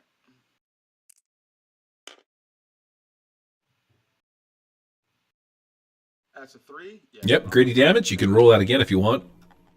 No, that's fine. I'm gonna You let good? that stand. All right, jumping up and down in one spot seems to do absolutely nothing. You realize at this point that you might want to leg it. Yeah, this not work very well. This not good strategy. So yeah, that's what I'm gonna do. I'll turn in my card there, my good man. Okay, 1, 2, 3, 4, 5, 6. I'm going to move you up, and actually, I'm not going to move you. You can move yourself. All right. So yeah, this not work very well. Move your 6 paces. Who's up after the queens? Lamoureux, Arnond, I got with the a 9s? Yeah, I got a 9. Yeah, I can't see everybody else's cards, so. Wonder if there's a way that I can fix that. I got a queen, come to think of it. So I'm going to go That would next. be helpful. Yeah, no, I know what you're saying. I just realized that if you can't see, it's helpful in speeding things up. With my queen, I'm going to go first. I'm going to attack. Shade, Shade's going to go because he's my controlled guy on this deal. And he's going to take a word of advice from Karina, and he's like, man, I think she got it right there. I think if we try to sneak through here instead of making all this noise, making all this ruckus, making all this fuss, we can get through here, no problem. Try and sneak, but yeah, see you later, buddy. And he's going to take off 1, 2, 3, 4, 5, 6 up to about here. And I'm going to roll my stealth. That's going to be a success because I didn't do my run action, so he lands perfectly fine there. The starting with Harrison is going to take 7. We got some amazing dice. Let's have a look. 8, 9 points of damage from the swarm as they attack you. Okay, 9 points of damage. That's going to be shaken on 1 wound. No, it isn't. That's just shaken. Bingus. Okay. This swarm comes over and attacks Auk. for a whopping 5 points of damage. Shit off is tough, man. This swarm is going to come over and split itself. I'm going to lock it right there just because I don't want to fuss around with putting it underneath. And Auk and Arnond are going to take damage as these swarms sort of combine. What trash. And then last but not least, the swarm underneath Arnond is going to attack him alone. My swarms aren't doing very much. I'm a little upset. So that's going to be a whopping I'm 7 points to Arnond. 5. Oh, 7? Okay, in that case, Ah. yeah, shaken. That's Okay. it, man. Scared of bugs. They make getting in underwear. Ha ha ha! That is it for my turn. That is all I can do. Arnond, your turn. Shaken. Alright, let's recover from shaken. You scare of bugs.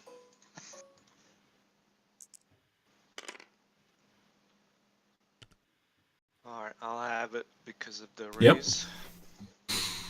And then, let's see how far I am. That angle is kind of weird. Let's see. I'm kind of buried there. 1, 2, 3, 4, 5, 6. No, I still want to run, and if, yeah, I should have enough. And then I'm going to make an athletics to jump on top of that rock there, or kind of climb. I want to get out of the ground, basically. That's what he's been eyeing. all this Okay. time. So my running will be 4, so quite enough to get there, and then athletics will be at -3. What's up?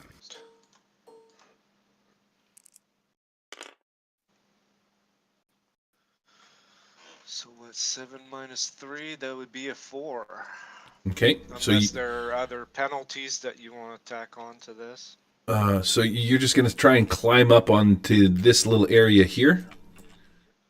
Yeah. I'm gonna float you in the air because it's easier if I just float you and lock you. Okay, so you make it up on top of this pile of rocks successfully. That's going to be it for your turn, Lamoureux? Yeah, except it says I got disconnected. Same here. Yeah, same. Boo. Crashed, it seems. Okay. The I'll game just, crashed.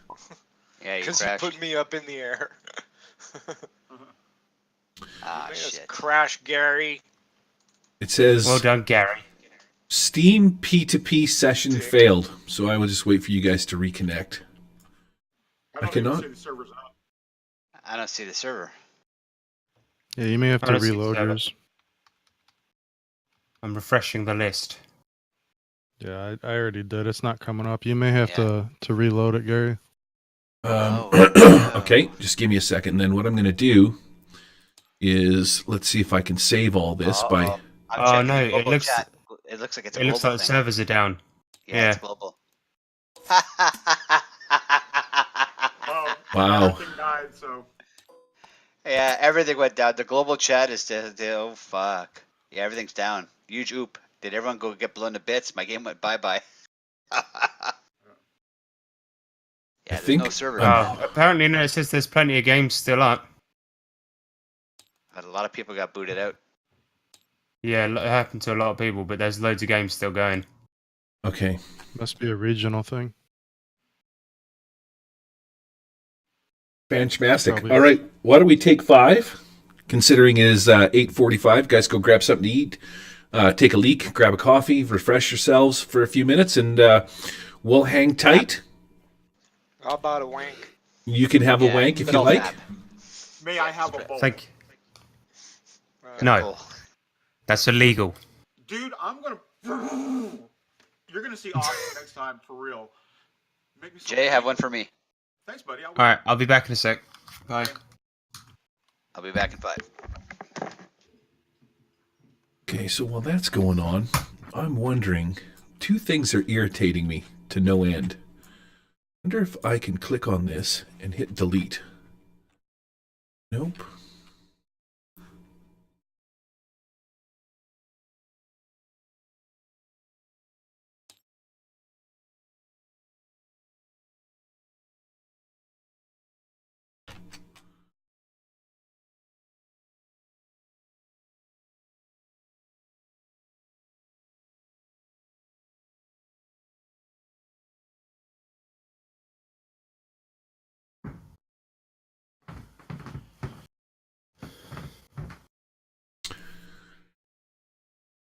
Menu. Configuration.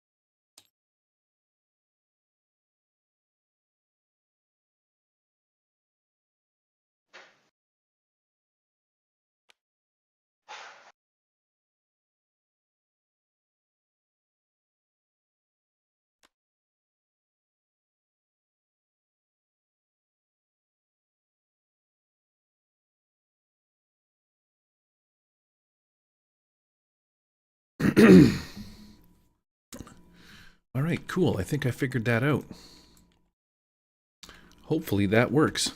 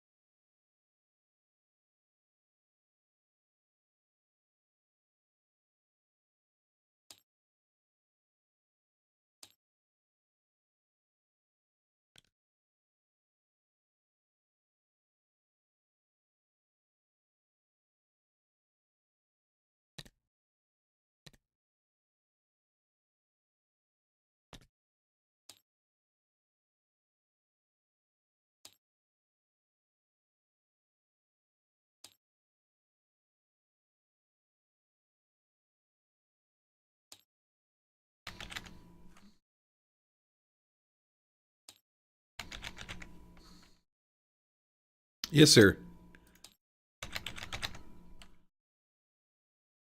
Yes, absolutely. I want to refresh my skills on playing that game. I played it with my buddy Jay quite a few times. Jay, yeah, not Awk, but so these are supposed to be medium blast templates.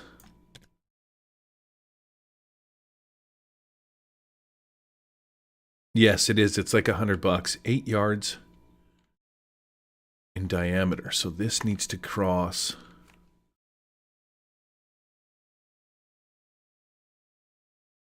4 squares. I'm just trying to reset because I'm realizing that this is again Big Matt syndrome, so I can I can adjust.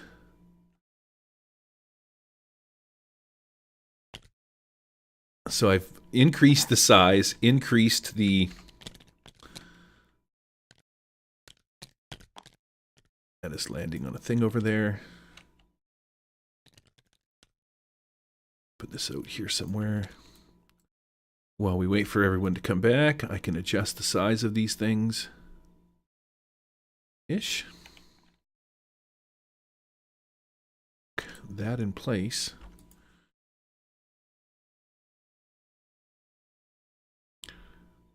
Okay. Put you back on top of you, and I'm going to go and pack this.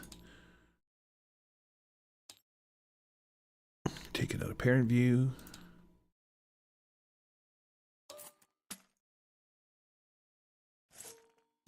Okay, so pack, end, game, overwrite. Overwrite. Let's go to menu. Oops.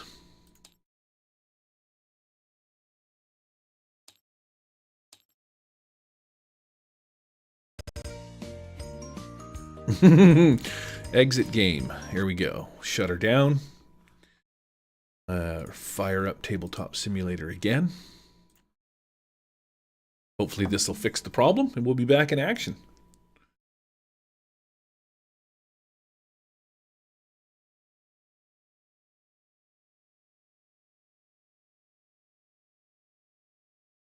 I figured out how come your card was actually getting stuck in brown.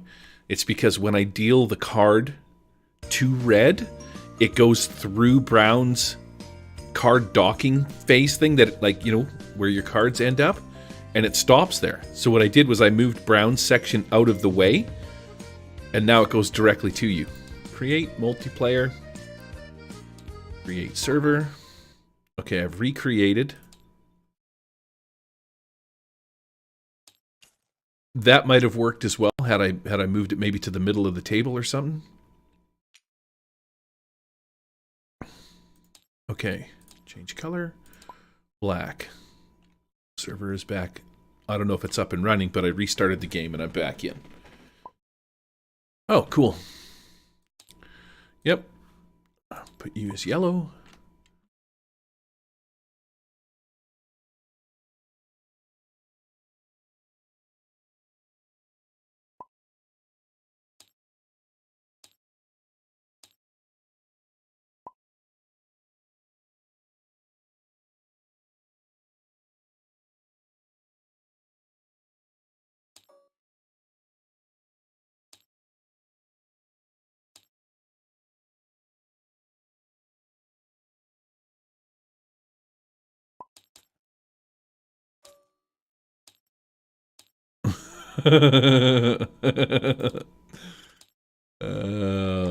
Daryl is going to be red.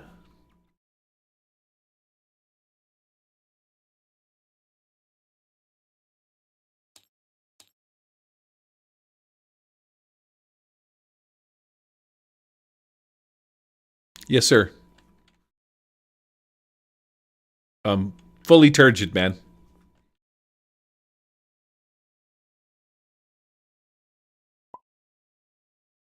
Mask of Winter, change color to green.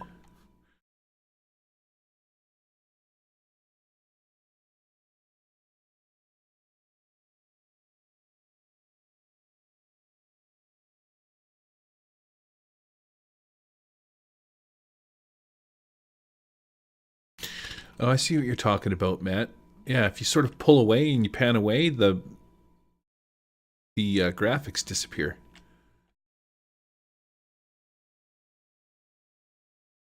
For the grid. It doesn't see any of the objects on the table. See them all. Yeah, all I see is the base layer and the swarms.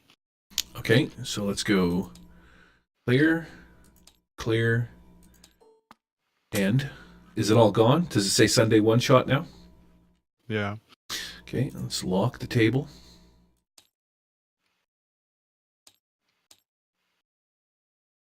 And rebuild the zone objects. You good?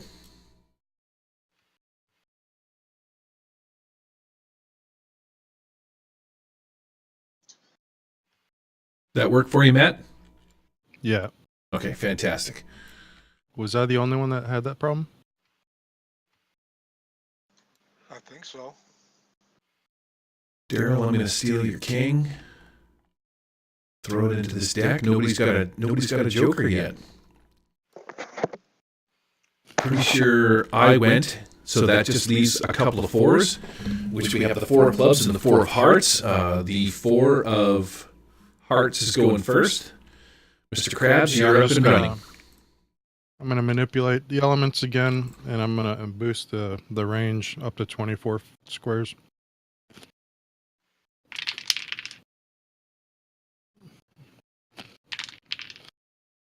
Uh, 7 minus 2, 5. Okay. I think you'll have to lock me or unlock me or Oh, something. sure. Here we go. Oh, Mr. Krabs is drunk and falls off the top of the rock.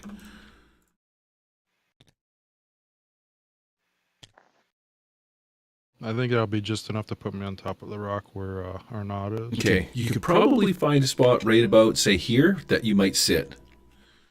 Now, while we were on the break, I did actually increase the size of the maps, and I increased the size of everybody. So it's six paces in a run is going to be a lot less than where you are now. I do want to get through this. It's 9 o'clock. I like to run my games 3 hours, so we got 1 hour left. So yeah, that's where we're at.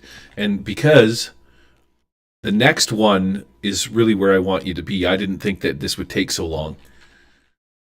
So With this size map? Right, I was thinking, yeah, it's all about the learning, man. It was a big map, which is cool because now I can run some like hugely big stuff in battle maps, where it just takes the whole game. I just don't want this to take the whole game because I spent a lot of time on the next map that I want to introduce you to, where I'm going to F your shizzle up. Go ahead, Singing Sword. I'm stealing your 4. Okay, even if it provokes an attack of opportunity, I'm gonna spend the running die, which for me is a D4. All right. And I'm gonna leg it towards the ladder. I hit you for a whopping 5. So I get 6 spaces. 1, 2, 3, 4, 5, 6.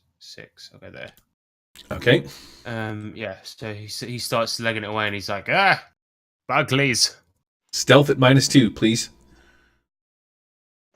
Go fuck yourself."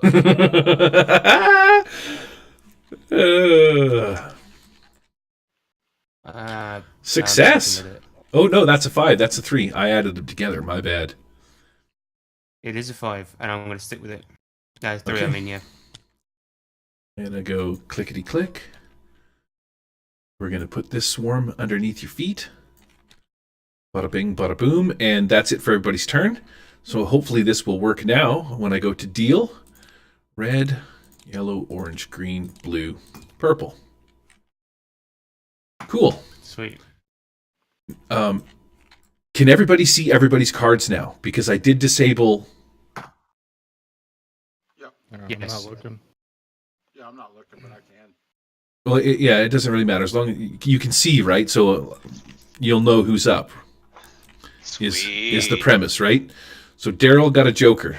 Obviously, Daryl can go at any time with the Joker. What are you going to do, Daryl? Mm, Did we get our bennies? Yes, let me get that for you. Thanks, Eric. Yeah. Why don't you stop backseat driving there, boy? Yeah. That's good when it gives you bennies, huh? Yeah, well, that's what I'm saying. When it works in our favor, yeah, backseat all the way. I'm just gonna move 6. Okay, make your stealth roll. No penalties. That's going to be your turn. Oh, no, well, you get +2 on your deal. Yeah. I will Actually, take. +4, but Yeah, fair enough. go. Taking your Joker. Kings, queens, jacks. Let's say 7. Oh, I'm gonna jack. 11. So Right, Daryl makes it successfully to where he's at. I'm gonna try the same maneuver again. Fucking yes. 10 squares. Give me a stealth roll at -2. Oh, you're taking everything, but that's cool. It was.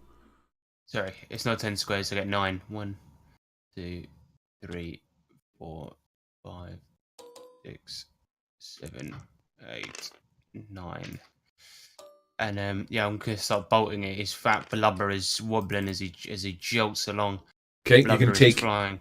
as you start legging it away from these guys, you're going to take 8 points of damage as they like nip at your heels. And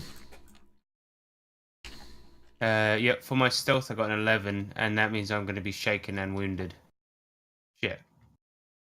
okay, so I'm going to just apply that to where you can just apply that to where you're at. So I'm going to put shaken on your Don't wanna deal. soak it. Yeah, can I soak that, please? Of course you can. Soaky. Oh, such a good time.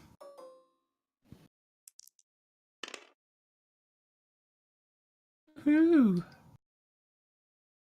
3. I'll soak that again.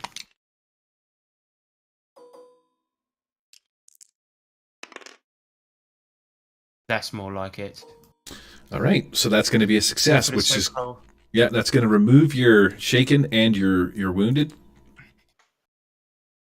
Go ahead. Yeah. Good rolling, Harris. Oh, I've done it. Mhm. Yep. I thought you were going to give a little bit of detail on how you legged it out of there, screaming like a okay, bitch. Yeah, so they're all basically like attached to his leg, and as he's running along his big fat legs, he's sort of like kicking them outwards, so it looks like he's sort of doing like a Russian Cossack dance as he's running. He's like, ah. Oh, fantastic! Is that my turn next? Then Matt's got a 2. What do we got left? We got me, Okay. Eric, Jay, Matt. Because my card is a Okay. 9. I'll throw mine in the pile. Take a look at the Discord chat. That's Auk is right there. Okay, Auk, I'm going to stack these guys up on top of you. He's going to go there. He's going to go there, and you're going to get 1 attack.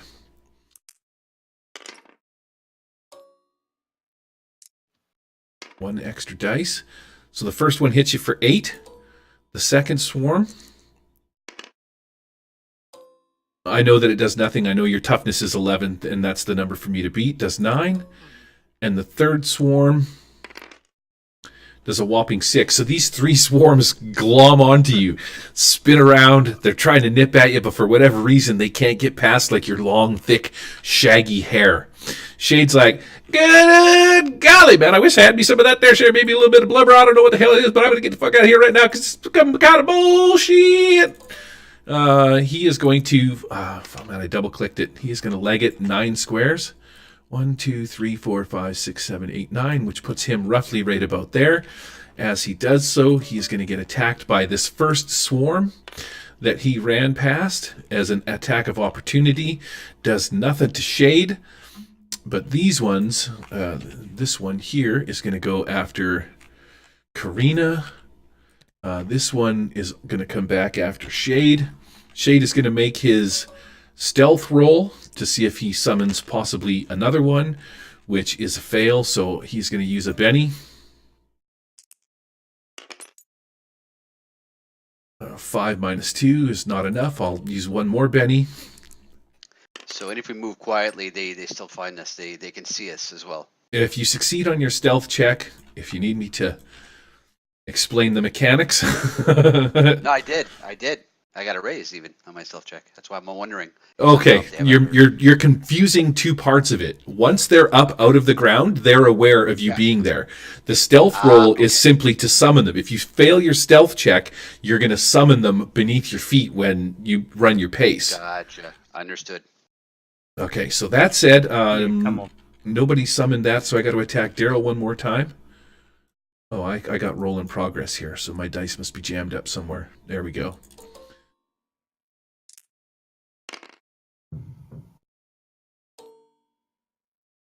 See if my swarm can... Ooh, that's 11. Oh, 15. 18 points of swarmy death damage. Karina. She has 6, so that would be what? 3, 6, 12 points. So 3 raises. Shaken and 2 wounds. Yes. Is that right? Okay, she'll try and soak it. Got no choice there. Okay, take your Benny. I got her. You just roll your dice. I still get +2. Did I roll 2 or just 1 so far? That was 1. I rolled both, right? Yeah. Okay, so that's going to be +2 is 5. Yeah, I'll spend another Benny. That's not good enough for me. Okay, so.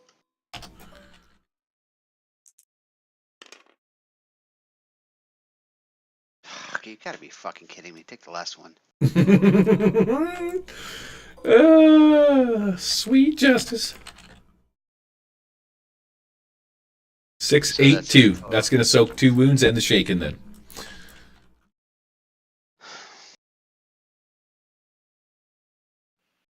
Okay, and... So I have a wound, right?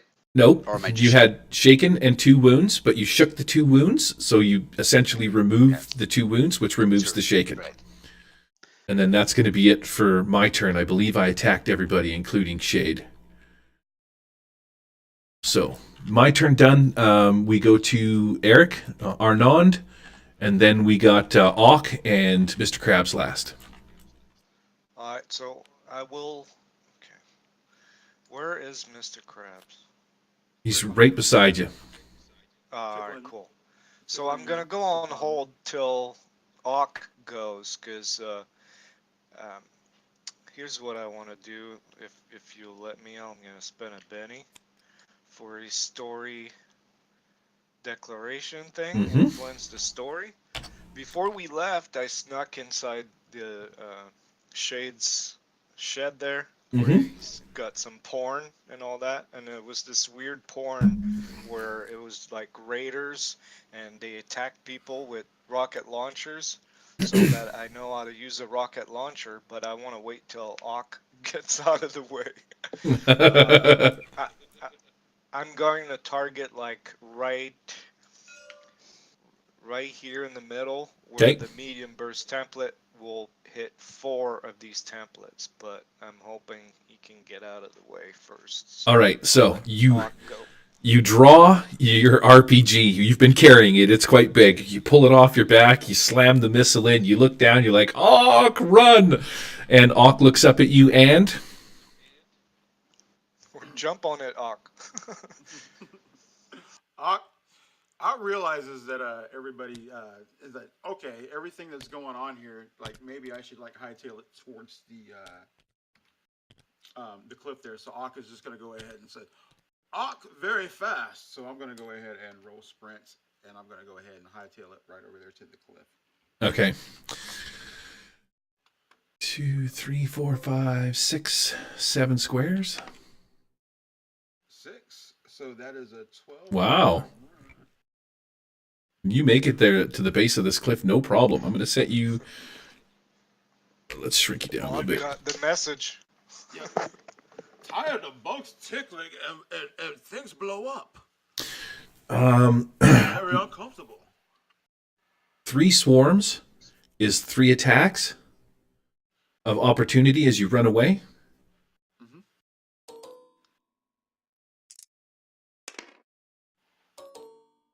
5. 7. We'll roll one more. That's not going to be enough. That's going to be an 8 on the second one. And 3. All right. Man, you are one tough son of a gun. You're getting lucky. All I got going for me. Yeah, these swarms, man, they're nipping and biting and crawling and trying to get at you. But whatever that red hair you got is made of is protecting your hide quite well. You book it off to here. If you want to try and climb this little bit of a rock, you can, because you have so much extra space, make an agility roll or an athletics roll at -2 to climb up on top. Yes, please. May I do that? You may. I will be happy. I'll be happy to. Thank you, Gary. 6. Wow. I will set you right up here and lock you in place because you obviously made it up the side of the cliff. And that's going to put us back to Eric. Now, I have a question for you, Eric. Because I've already taken my turn, you're not really interrupting. You know what I'm saying? No. I So- was just waiting for Ock to go, basically. I'm wondering. I think what I should. Well, yeah, okay. You're good to go then. If you want to blast that, shoot that RPG into this. The only situation where there might be interrupt is if, let's say, Ock and I would argue over who's going to go first, and whatever. So. No, Ock concedes a man with a strange weapon. All right. So okay, here's my roll to see if it lands right where it needs to. I got that little visor up thing there. Oh, a raise. So a 9, so an extra d6 damage. Now is because I'm looking at the stats now. There's some at 4d8 plus 2 and some at 4d8 damage for the rocket. Yeah, launcher, so. I was thinking maybe the Panzer one, Snapfire. Literally, the tank terror. It's a rocket used by German forces. So it's like it shoots out. It's bazooka's like a. It's a one-shot thing, bazooka, right? Well, aren't they all one-shot things? Yeah, bazookas are one shot. Bazookas allows them one shots, but RPGs usually, you can reload. You can reload those. Yeah, the Russian ones you can. Yeah, Russians so and German ones. No. that's what I was So thinking. it's gonna be It's got a tip you can. 48 Yep. plus 1d6. Yep. Yeah, because if you're essentially doing Borderlands, those ones can reload. You get, you get rocket rounds. So that's 18. Even with a couple of ones, I mean, that is going to be more than enough to destroy them. You don't really have to roll all of the extra damage or any of that, right? So you're essentially targeting these 3 right here, right? And the other one, Karina's in there. Sorry, Yes. I forgot Karina. She's gonna get it too. Okay. I thought she was out of the way there. Okay, so Karina, I'm going to destroy these ones. I'm going to unlock this top one. It's blowed up. Huge explosion. Yeah. That's unfair. Karina started it by tossing a grenade right where I was. Well, the fire or arrow and the gasoline setting me on fire. So. Karina's got a toughness of 6. So that's an evasion roll? And you did 18. That's going to be three raises. 3 wounds. Yeah, 3 wounds. Do I get an evasion roll? No, it's not a time device. What is it? It's a rocket. Like he shot it, it immediately explodes. Some say evasion, some say don't. It's not a law across the board. Okay. He shot a rocket launcher at me? Well, Jesus You were Christ. buried under that template. I didn't see. I saw Ock, but I didn't see Karina. So sorry. You were covered that's by all right. bugs. I couldn't see you. Plus, you set me on fire, you bastard. So there you go. Can't you play your adventure card now? That would be, I guess, a 7? you had Joker, Daryl. Don't forget you had Yeah, Joker. So it's 7. So that's a 7, right? So how much enough to was the soak I can't. soak 2 wounds. You just soak 2 out of the 3 wounds. And let me see. I need to see what my rolls were. What were they? 4 and a 5. So a 7. That's it. 7 is 1 wound soaked out of 3. Holy shit. So that's going to leave you shaken in 2 wounds. I'm gonna. I don't even have a Benny, so actually I can do that. You can't. You can't soak anything. You have no bennies. So you're just going to take 3. Dead. No, 3 wounds Oh, is 3 wounds. It is not incapacitated. Unless are you already wounded? No. Yeah, so you just have 3 wounds, that's all. It's okay. It's cool. 3 wounds. I'm going to check it off in your character sheet. Sandy Steele takes 3 wounds. set me on fire again, you bitch. I will shoot you with that rocket launcher. So one thing that said lantern oil then versus fucking like a rocket propelled grenade. Jesus Christ. Anyways. Mr. Krabs, what are you doing besides laughing for? He's just gonna manipulate the elements again and get up the top of the canyon. Okay, manipulating the elements will put you up top. I will just drag you there if you make your successful spellcasting roll. Yeah, I rolled a 7. Okay, you are free and clear of this. This scene is essentially what you're out of. Nothing up top when you're up on this like hard rocky substance. These centipedes that, well, you can't really tell because there aren't any around right now. But had there been some, that's your out. So Yeah, I assumed they were just coming out of the sand and not the rocks. yes, exactly. Okay, so I'm going to not deal you in or deal you in. I'm going to deal you in, I think, just in case you want to do some spellcasting magic on somebody else. We're going to reset the deck. I can see now I hit reset, but I didn't get the rest of my cards. Roller up and deal. Red, orange, yellow, green, blue, purple. There we go. Jokers, anybody? No, but I got an ace. Nice. All right. Lead us, fearless Frenchman. I'm still laughing. I didn't see that there at all. It was hidden. It was hidden, and nobody said anything. I didn't know what the hell you were doing, or I would have said something. Yeah, I thought you were just aiming for the 3 of them. That's what I did too. I didn't know that you were doing that. All right. She's done. I'm going to. Yeah, I'm gonna go on hold because there's nothing else I can do from where I'm standing right now.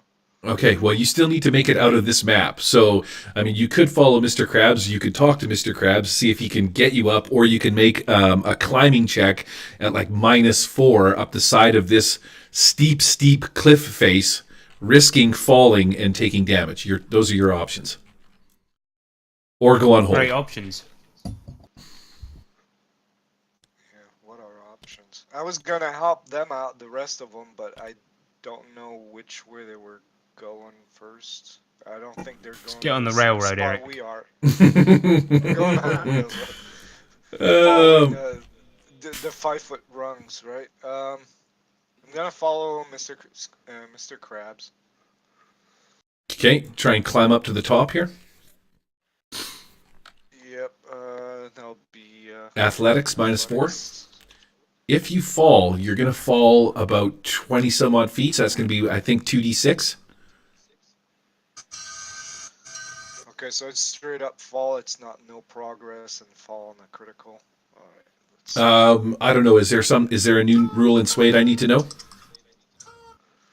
No, it's just basically left to interpretation. Got some bennies. Oh, a 6. So 7. 7 minus 4. That's still only a 3, huh? All right.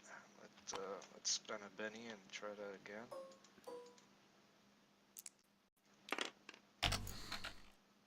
Fuck that. Oh, 8. There we go. 14 minus 4, that's a 10. That's a raise, bitch. Wow, well done, buddy. Well done. All right, you are hightailing it out of there. I'm going to drop you up at the top, and that also now takes you out of any kind of threat, any kind of danger. You can essentially be out of the scene if that's what you want. Looking down at your compadres in this canyon. I'm looking at what's left of Karina. She's heavily wounded, bleeding. She's covered in bug guts and ooze, sand bits, bone parts. She's got a couple of teeth sticking out of her cheekbones. Oh, she's a hot, steamy mess. She couldn't speak anyway, so it's not like you're gonna not hold a conversation with her, kind of a deal. Yeah, we're not gonna miss her. 8s. I think 8s is next. What do we got? Yeah. Everybody That's can me. see 6. Mr. Krabs and then Auk. Yeah. I'm gonna manipulate the shit, elements sorry, again Matt. underneath. My bad. I have a 9. I was just looking at your guys' cards. Oh. That's going to get me, I'm going to do some shit with Shade here. Shade's going to run because he's like, this is goddamn bullshit. You see that RPG? Man, I should have told you guys how to use this shit before you got done it. What the hell is wrong with you? This is the last time I make the mistake of giving arms to goddamn hillbillies. This is the craziest thing I ever did. I'm shitting my pants over here. 1, 2, 3, 4, 5. He's going to make it up to about here as he fucking flees. And let's see. Roll some stealth, see if he summons up another. Oh! All right, so I'm going to drop this, Control C, and this sucker.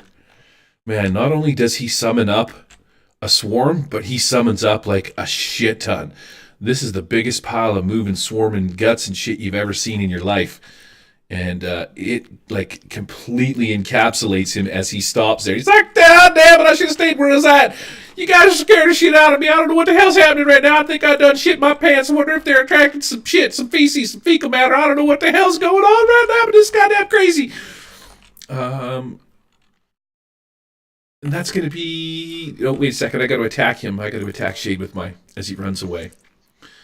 That's how I imagine Jay when he's out of weed. And then this guy's going to come over here and attack the Singing Sword. Because I should probably attack Karina, but... right? Put her out of her misery. Because they, blood and guts and all. 7 plus 8 points of damage.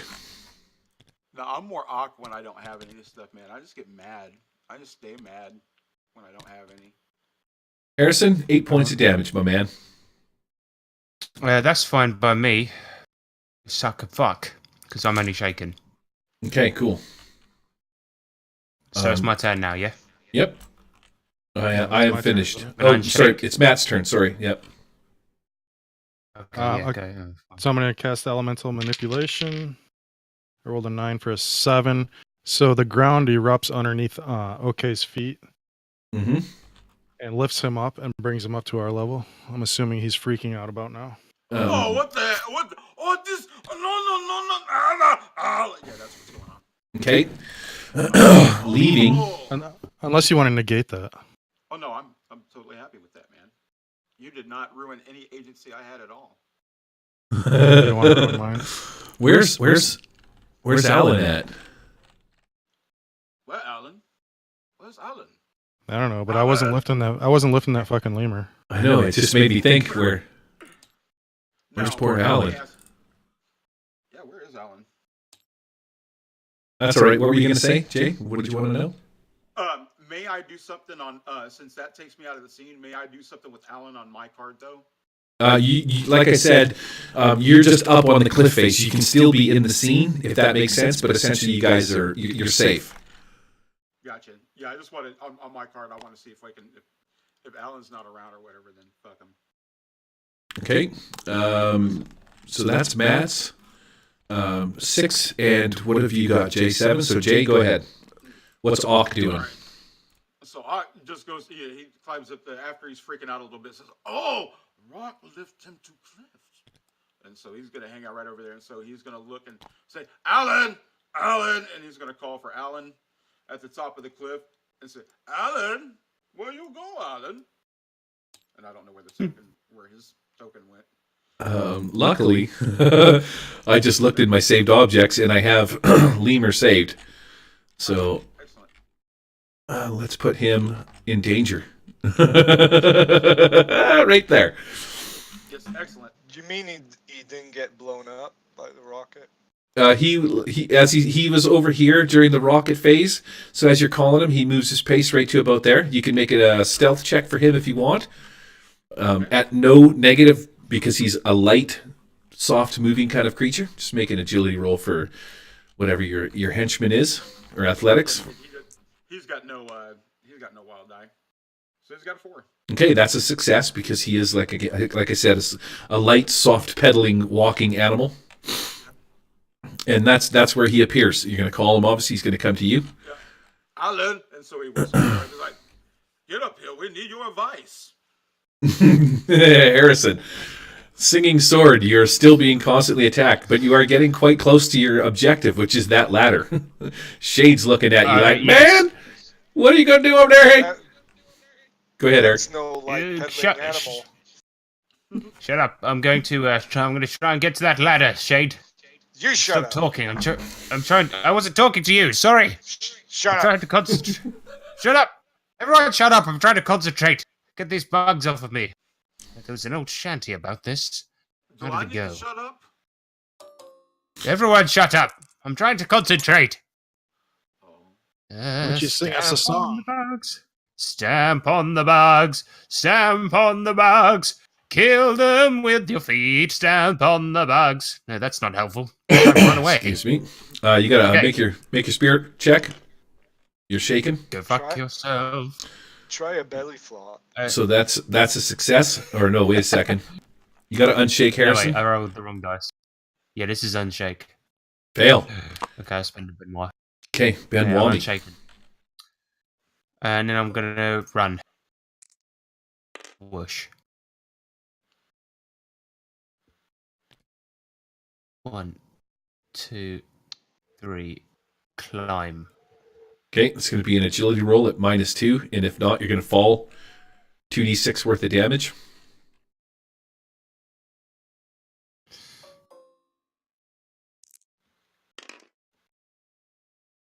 Suck it. At -2, that is still a success. Well done. You just leg it up the side of the mountain. God damn it, I wish I could climb like that. I don't know how you did that. You got some kind of fancy gloves, some kind of magic or some shit like that. I don't know what else you do. Hey, Karina, I know you can't talk No, back. But... it's called theatre training. I may be a trubber, but I know how to use the blubber. Ooh. All right, well, maybe one day you teach me how to use that blubber because I'm sitting here in this great big pile of worms. I'm going to get my ass chewed up. Karina down there looks like shit. Her face all a goddamn mess. Can't speak anyway.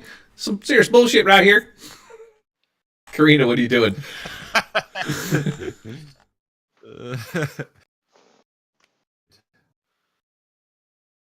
Here comes the cavalry. You puss. Help arrives from some source determined by the GM. I will put this off to on top of mechanical malfunction. I will wait. No, not that. That's too late. That's been dealt. The damage has been dealt. I'm wondering if there's a ladder that falls down or something, or I'm just gonna look and see if I got something. I got something here. I got something, all right. I got something for you. or something comes out of the thing and eats the swarm. All right. Fuck is that? You can hear from down this direction this hover noise, and as you look down off in the distance, you see this hover boat coming in your general direction, and on the front of it is No Beard from the last town and his motley crew of pirates, and their hover boat kind of hovers right up, sails up beside it, and No Beard leans over like, "Hey, looks like you're in a right bit of trouble there, me lady. Oh, Jesus, your face is horrific. I'm out of here." And they take off. But Spit out some blood. yeah, we heard some explosions. Thought we'd come check it out. Didn't expect to find you lot here. Look, climb aboard. I'll take you to safety. Is that wretch Shade over there? Oh, I see him. I guess we better go get him too. So he gets the hoverboat. The hoverboat comes over and lands beside Shade. Picks up Shade. He hops on the boat. He's like, good goddamn, never thought you'd come save me. I'm trying to take my water. I don't know what the hell he's doing. Wait a second. You didn't done go hijack all my water, take my town, blow my shit up. God damn it, I knew I should have come out here. And then the pirate guy's like, this is some straight up bullshit. Let's get out of here. And, wait a second. Oh, I dropped it. Karina, she goddamn ugly. Somebody throw that bitch overboard. Got her face so ugly, goddamn, use it for an anchor. And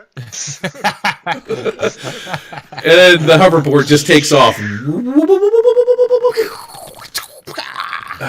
There you go. All right, end scene. Everybody successfully. Oh, wait a second. Harrison's the only one left. So it is 9:30. We will call this scene here as a success. You guys can have Alan Leibowitz back. I'm just going to play this card, Gary. Sure thing. What is it? What does it say? Betrayer. Uh-oh. A trusted friend turns against you. Yeah. Allying with your foes and spilling your secrets. A trusted friend. Okay. Or refresh starting pennies. Yeah, Shade. Oh. I tell you what. Shade is on this boat with Karina, and you can't hear what's going on, but Shade is like, listen here, guys, I tell you what, I'm going to make you a deal here. These guys are trying to get some parts for their boat, and I was going to take it down to this old, whatchamacallit here, but I tell you what, if I tell you a little bit of secret about them, they got some kind of device they think's going to take to a lost treasure, and you might want to get that thing off at some point. And Karina, you're hearing this as Shade is like telling them exactly what it is that you guys have told him, and he's making a bargain with these guys with No Beard, so that No Beard won't go back and like hijack all of his water and take over his town. He's trying to wheel and deal with them. I'm gonna fake that the explosion fucked up my ears and I can't hear anything. Sitting there like, I'm gonna play this card on Korean. Oh shit! You guys need fucking adventure cards. Dress to kill. What does this one say? Your hero dresses up as if it's on for the night. Far more attractive or personal. Yeah, this +2 your persuasion roll. It's not helping your ugly face. I can tell you that much. You look like a hot, Oregon outsider. cheese-grated mess. Okay, so Shade and Karina. Oh, what the hell is this? Villainous verbosity. Okay, hold on to that card. It's like she French kissed a cheese grater. I'm going to be actually doing some healing while I'm in the golden hour, if you allow me. All right, so for the sake of the story, these guys wheel you up to the gate of the outside of the junkyard, and then they just drop you off. They kick you off the boat, and Shade and the crew basically take off back to the Oasis, rendering you guys completely without any kind of help for the next scene. So I'm going to take these guys off here. I'm going to drop them right there somewhere. Everybody is off the map.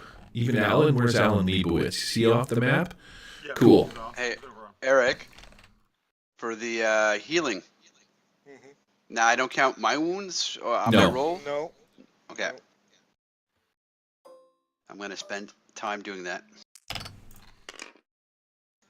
I'm not sure if they still have the penalty for trying to heal yourself. I don't know. I've got a +2 as a healer, so that's 7. So Okay. I think it's just a wound. It's not a Okay. raise. Sure, so you can knock one of the wounds off yourself. We are not going to complete this scene, but we will intro this scene, and this will be the Fade to Black scene. Now this is why I wanted you to see Does this. he not use his wounds for it? It's the new thing. It's the new Suede rule. You no longer apply your I'm wounds. looking at it right now, and it says, the penalty to the caster's skill roll is the victim's wounds. Are you looking at 5-2? Yeah, you might not have the latest. No, probably not. Oh, shit. Either That's way, what it's you get still when one. you release 10 editions. 7 Yeah, would be no a shit. 4. 7 would be a 4. I still get 1 wound. Better than nothing. Okay, Nothing like learning the wrong shit, huh? That's why I don't learn. Now I gotta look up regular healing, how long this takes to heal up. well, it's Cool, within man, the Gary. golden hour. It's just like a No, Just like a afterwards I still have whatchamacallit. 2 wounds. 5 You can't days. heal that normally. 5 Oh, yeah. days. that'll take some time. Cool Drop map, Gary. those back. Thank you, sir. This is a sweet special ass map that I custom built from all the parts and pieces. You guys have arrived successfully at the gates of the junkyard. If I haven't put your character or your NPC on the map somewhere, you can drop it down here. I'm going to, because this is a new deal, there is no jokers dealt, so I'm just going to leave the cards out where they're at. If they stay in your circle, no, let's just right click because you guys have already sort of gone and screwed it up. Let's reset the cards, make sure I got 54, give them a shuffle, good to go. The singing sword is there. This is a bigger one. You scale yourselves. I think you should be able to do it by hitting plus or minus so that your circle fits inside the square, if that makes sense, right? Put yourself in the front of the map, and you guys should roughly be the same size because the grid is basically the same as the last one. So I think that maybe Auk needs to be a touch bigger, something like that. Put this guy over here.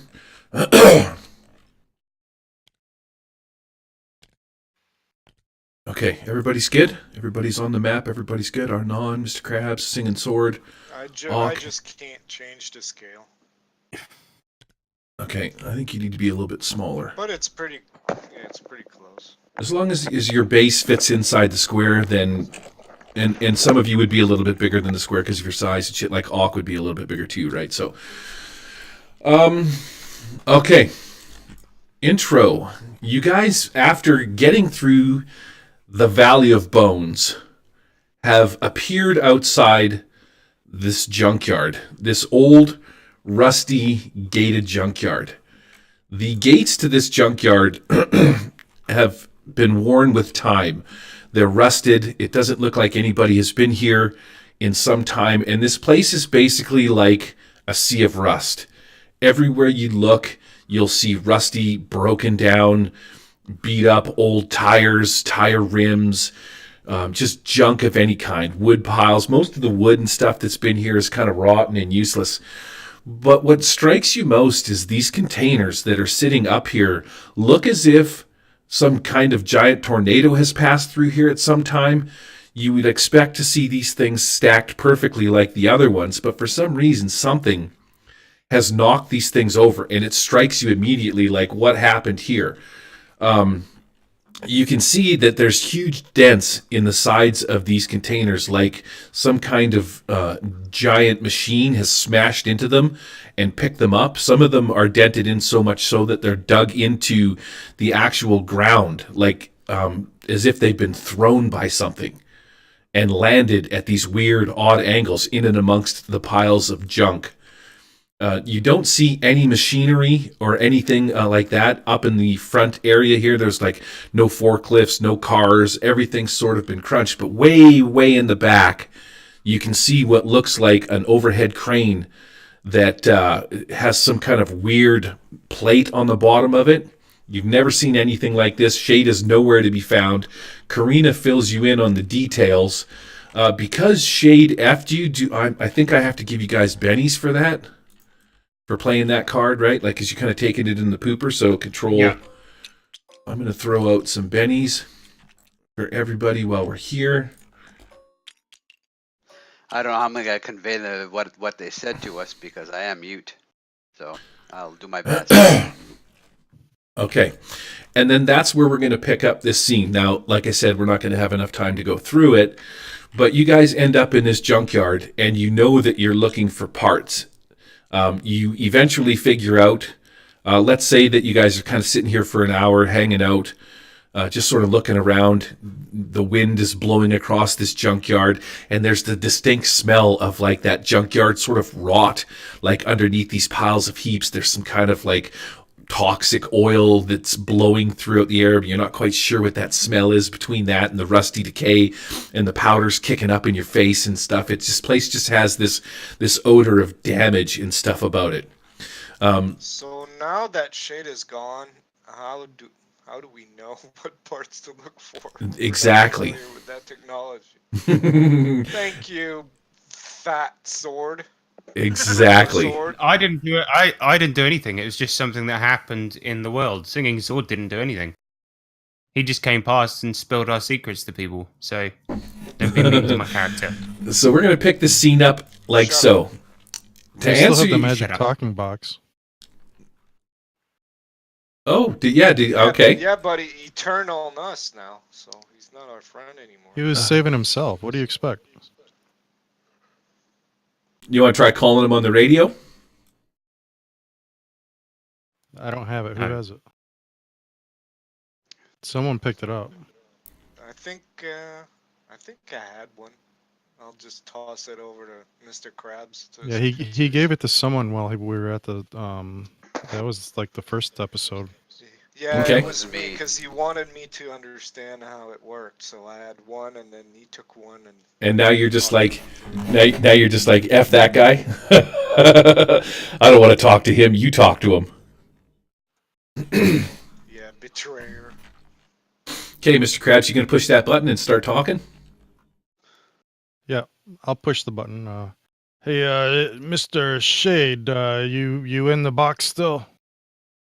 A few seconds go by, and you can hear this reply comes through. Now it sounds like you can hear this low hum from a machine, like the hovercraft. You can hear that in the background, and as it's humming, whoop, and he's like, "Yeah, I'm here. I'm just heading back to town. I kind of had to make a deal with these guys. I'm right sorry that I kind of had to sell you out and tell them what you're up against. But hey, listen here, if you can still find that part, bring it back. I'm more than glad to give you my boat still. Try to look for an engine or something like that engine part. You know what? You saw it before it blew up. Just bring the whole damn thing back."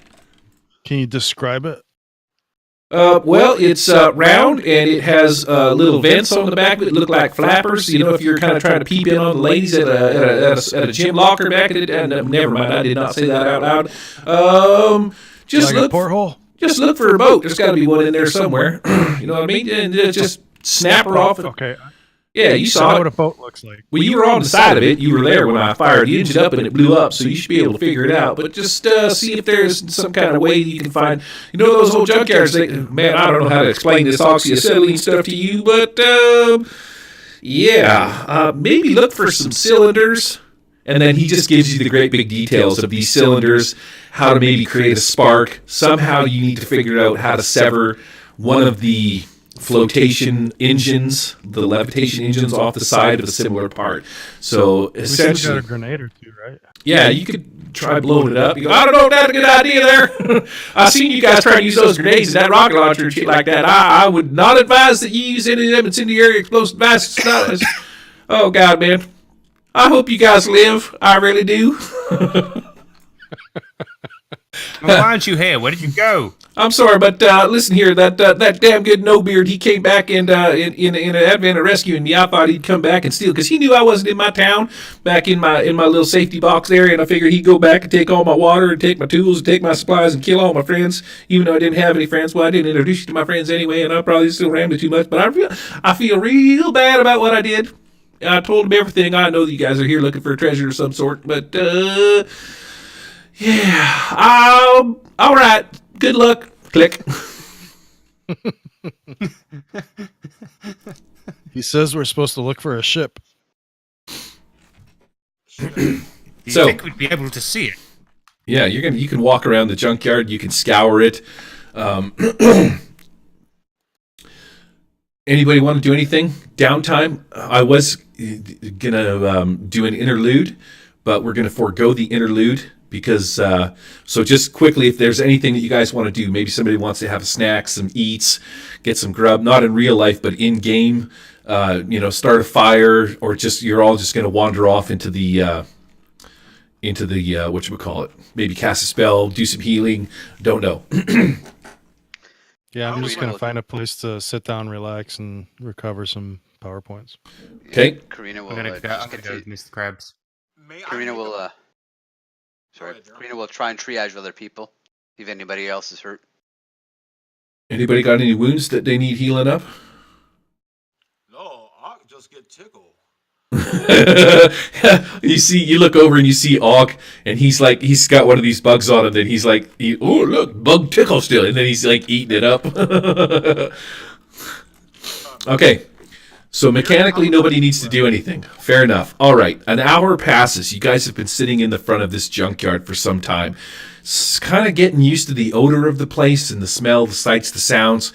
Once again, it strikes you that there is no like carrion birds flying around. The utter lack of life on this planet or this place that you're at is kind of sort of shaking you to your core.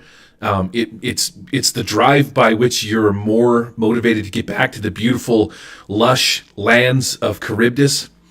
This place is just like a steamy, hot mess of hot, arid, dry heat that is just like sinking in and drying you out to your core. It's almost as if you can feel the marrow in your bones actually starting to dry. That said, we're going to start with Karina. What are you going to do, Karina? You guys are parked up at the front. You've taken maybe, let's say you guys have got a little bit of shelter underneath this little container right here. See where I'm poking here? You found a spot of shade in and amongst these containers where you can sort of get out of the heat and get out of the sun. Okay. Well, just gonna make sure the neighboring area is safe for us. I mean, she'll make sure her wounds, like I said before, everyone's wound. If no one else is wounded, she'll make sure she's okay, and then she'll do a little sweep. Make sure the area is clean of any hostiles, creatures. Why do I not see Karina is not on the map? Where's Karina? Thought she was there. Put you over with Jay? Nope, Jay's there. Cool, she got lost somewhere. That's all right. That's why I gave you guys extras. I'm going to put you right there. Okay, yeah. So she'll just do a little brief circuit to make sure nothing's gonna come up on them unannounced. You are free to put yourself anywhere on the map. Because we're not in combat, you're not relegated to your 6 squares per map. Just kind of tell me which direction you want to go in, where you think you're going to end up. You want to try and climb up there and take a peek? Yeah, look around. She'll climb around, circumnavigate these, take a look around. Okay, are you going to try and do it She'll take her stealthy, or you're just going to kind of hang out and sort of survey the area? She'll do it quietly, take her time. Same thing with up here. She can get up even higher, she will. Mm-hmm. Yeah, you can Over jump here. over there. These containers are roughly sort of maybe 10, 12 feet tall-ish. So, you could, because you're already sort of 6 feet tall, you could take a running jump and then just pull yourself up there, no problem, even in your injured state. Getting around on these things is not that big of a deal.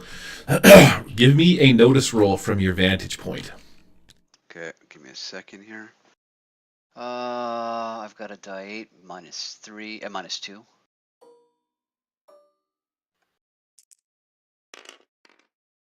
So I roll die 6 again. So that's 11 -2 is 9. All right. So So, what you notice is down from this end, you see this vat.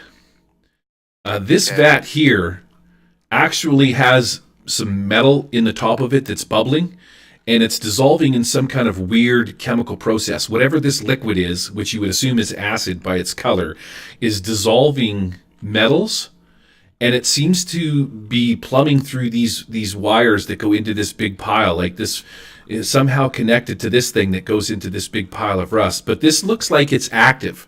Like somebody in here has recently dropped, because you've seen swords and you've seen acid in your past adventures and stuff like that.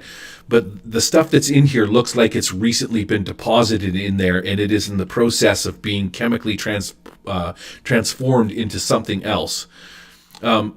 Underneath this shed, right here, you can see there's this giant ass machine right here. You're not sure what this is. This is a big tank, and you would this is some kind of fluid is in here.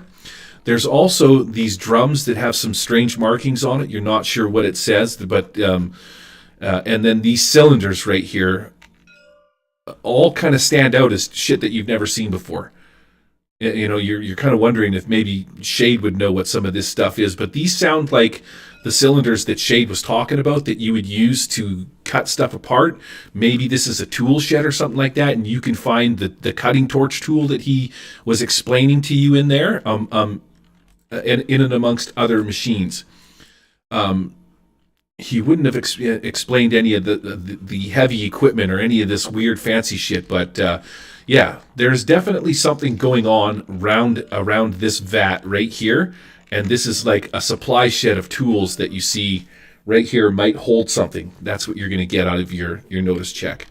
Mr. Krabs. Was there any? Go ahead. One quick thing. Okay. Was there anything that I deemed dangerous?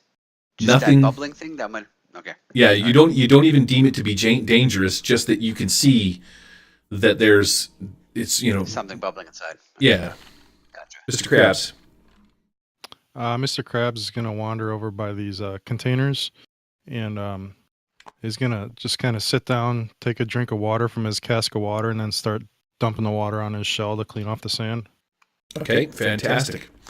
Give me a vigor. Wait a second. Have you got any kind of fatigue or anything like that? No, you don't. Nope, nothing. As you take the time to actually expend your water and wash it, clean yourself up a little bit, you feel a touch refreshed. For the next hour, if for whatever reason you need to make a vigor roll, I'm going to give it to you at +2, so that you know, because you're sort of revitalized as you've sort of cleaned yourself off and, you know, soaked the water into little cracks. So if something comes up, you're going to have a +2 on your vigor roll for taking the time to sit here and chill the F out. Singing Sword. Yeah, I'm gonna walk up to this big pool of green shit. Okay. And he's gonna eat, assuming that it looks kind of like a big vat. Okay, hang The tight. guy said that. You get to roughly right about here. I'm going to put you right here. So you're walking down this path instead of on the pile of junk. And as you get to about this spot, right sort of beside this machine, this right here, this machine starts to fire up. You're not sure what the hell it's doing, but it doesn't sound like the engine from the flotation device. This second machine here starts to spark, and little bits of electricity and stuff like that come off of it. And then from inside this pile of rubble, you hear the creaking sound of metal clanging together, and the tear of stretching metal. Things start to clank and pang around, and then out of this pile of rubble steps this gigantic creature. It's massive. It has in the back of it this long cable that stretches into the piles of rust behind it. And as it pulls out in this like booming, thunderous voice, it looks down at you and it's like, "Who dares disturb my slumber? What fools have come to my land?" And she looks down at you, and she sort of surveys the entire area, but can only see you right now. And with one gigantic hand, the end of her hand looks like it's built from small pipes and parts. This whole creature is put together, built from this gigantic pile of rust and dirt and dust and shit. And she points at you, and she's like, "Nobody comes to my junkyard and walks away." And you try and say something. See your name on it. But we're going to fade to black right there, because that is 9:57. Oh, Alrighty. I wanted to play an That was adventure brilliant. card. Cool shit. All right, I'm going to shut the stream down. That's, man, a solid 3 hours. Thanks for coming out. Thanks for hanging out. Thanks for watching. Hopefully I'll pump this out to YouTube and people can get a shit out of it, see how Tabletop Simulator works, because it's actually kind of fun and easy and interesting. And these 3D maps really add like a layer of, cool stuff to playing any kind of role-playing game. That's why I'm a big fan. Luckily, we didn't have anything go wrong today, which is cool. But next time on Lost Treasure of the Sands, you're going to have to try and take out this gigantic-ass monster. This monster, too, by the way, is like 36 feet tall, and every step it takes the entire junkyard just rattles with its thunderous sort of booming steps that it takes. I will reset those adventure cards. Reset the adventure deck. Drop in these cards, and then you guys can stay where you're at on the map. I'll take these two. Swing those together and drop them on the adventure deck. So I'm at 51. I got a couple of cards on the table here. Just piece these together. And then what I'm going to do is I can save this. This is one of the beautiful parts about this. I can save this map, and we can pick it up exactly where we left off. Do you have 53 cards? Somebody got a card? Yes, Harrison does. All right, easily putting away my table. Fantastic. I'm going to kill this stream. Peace out. Thanks, everybody.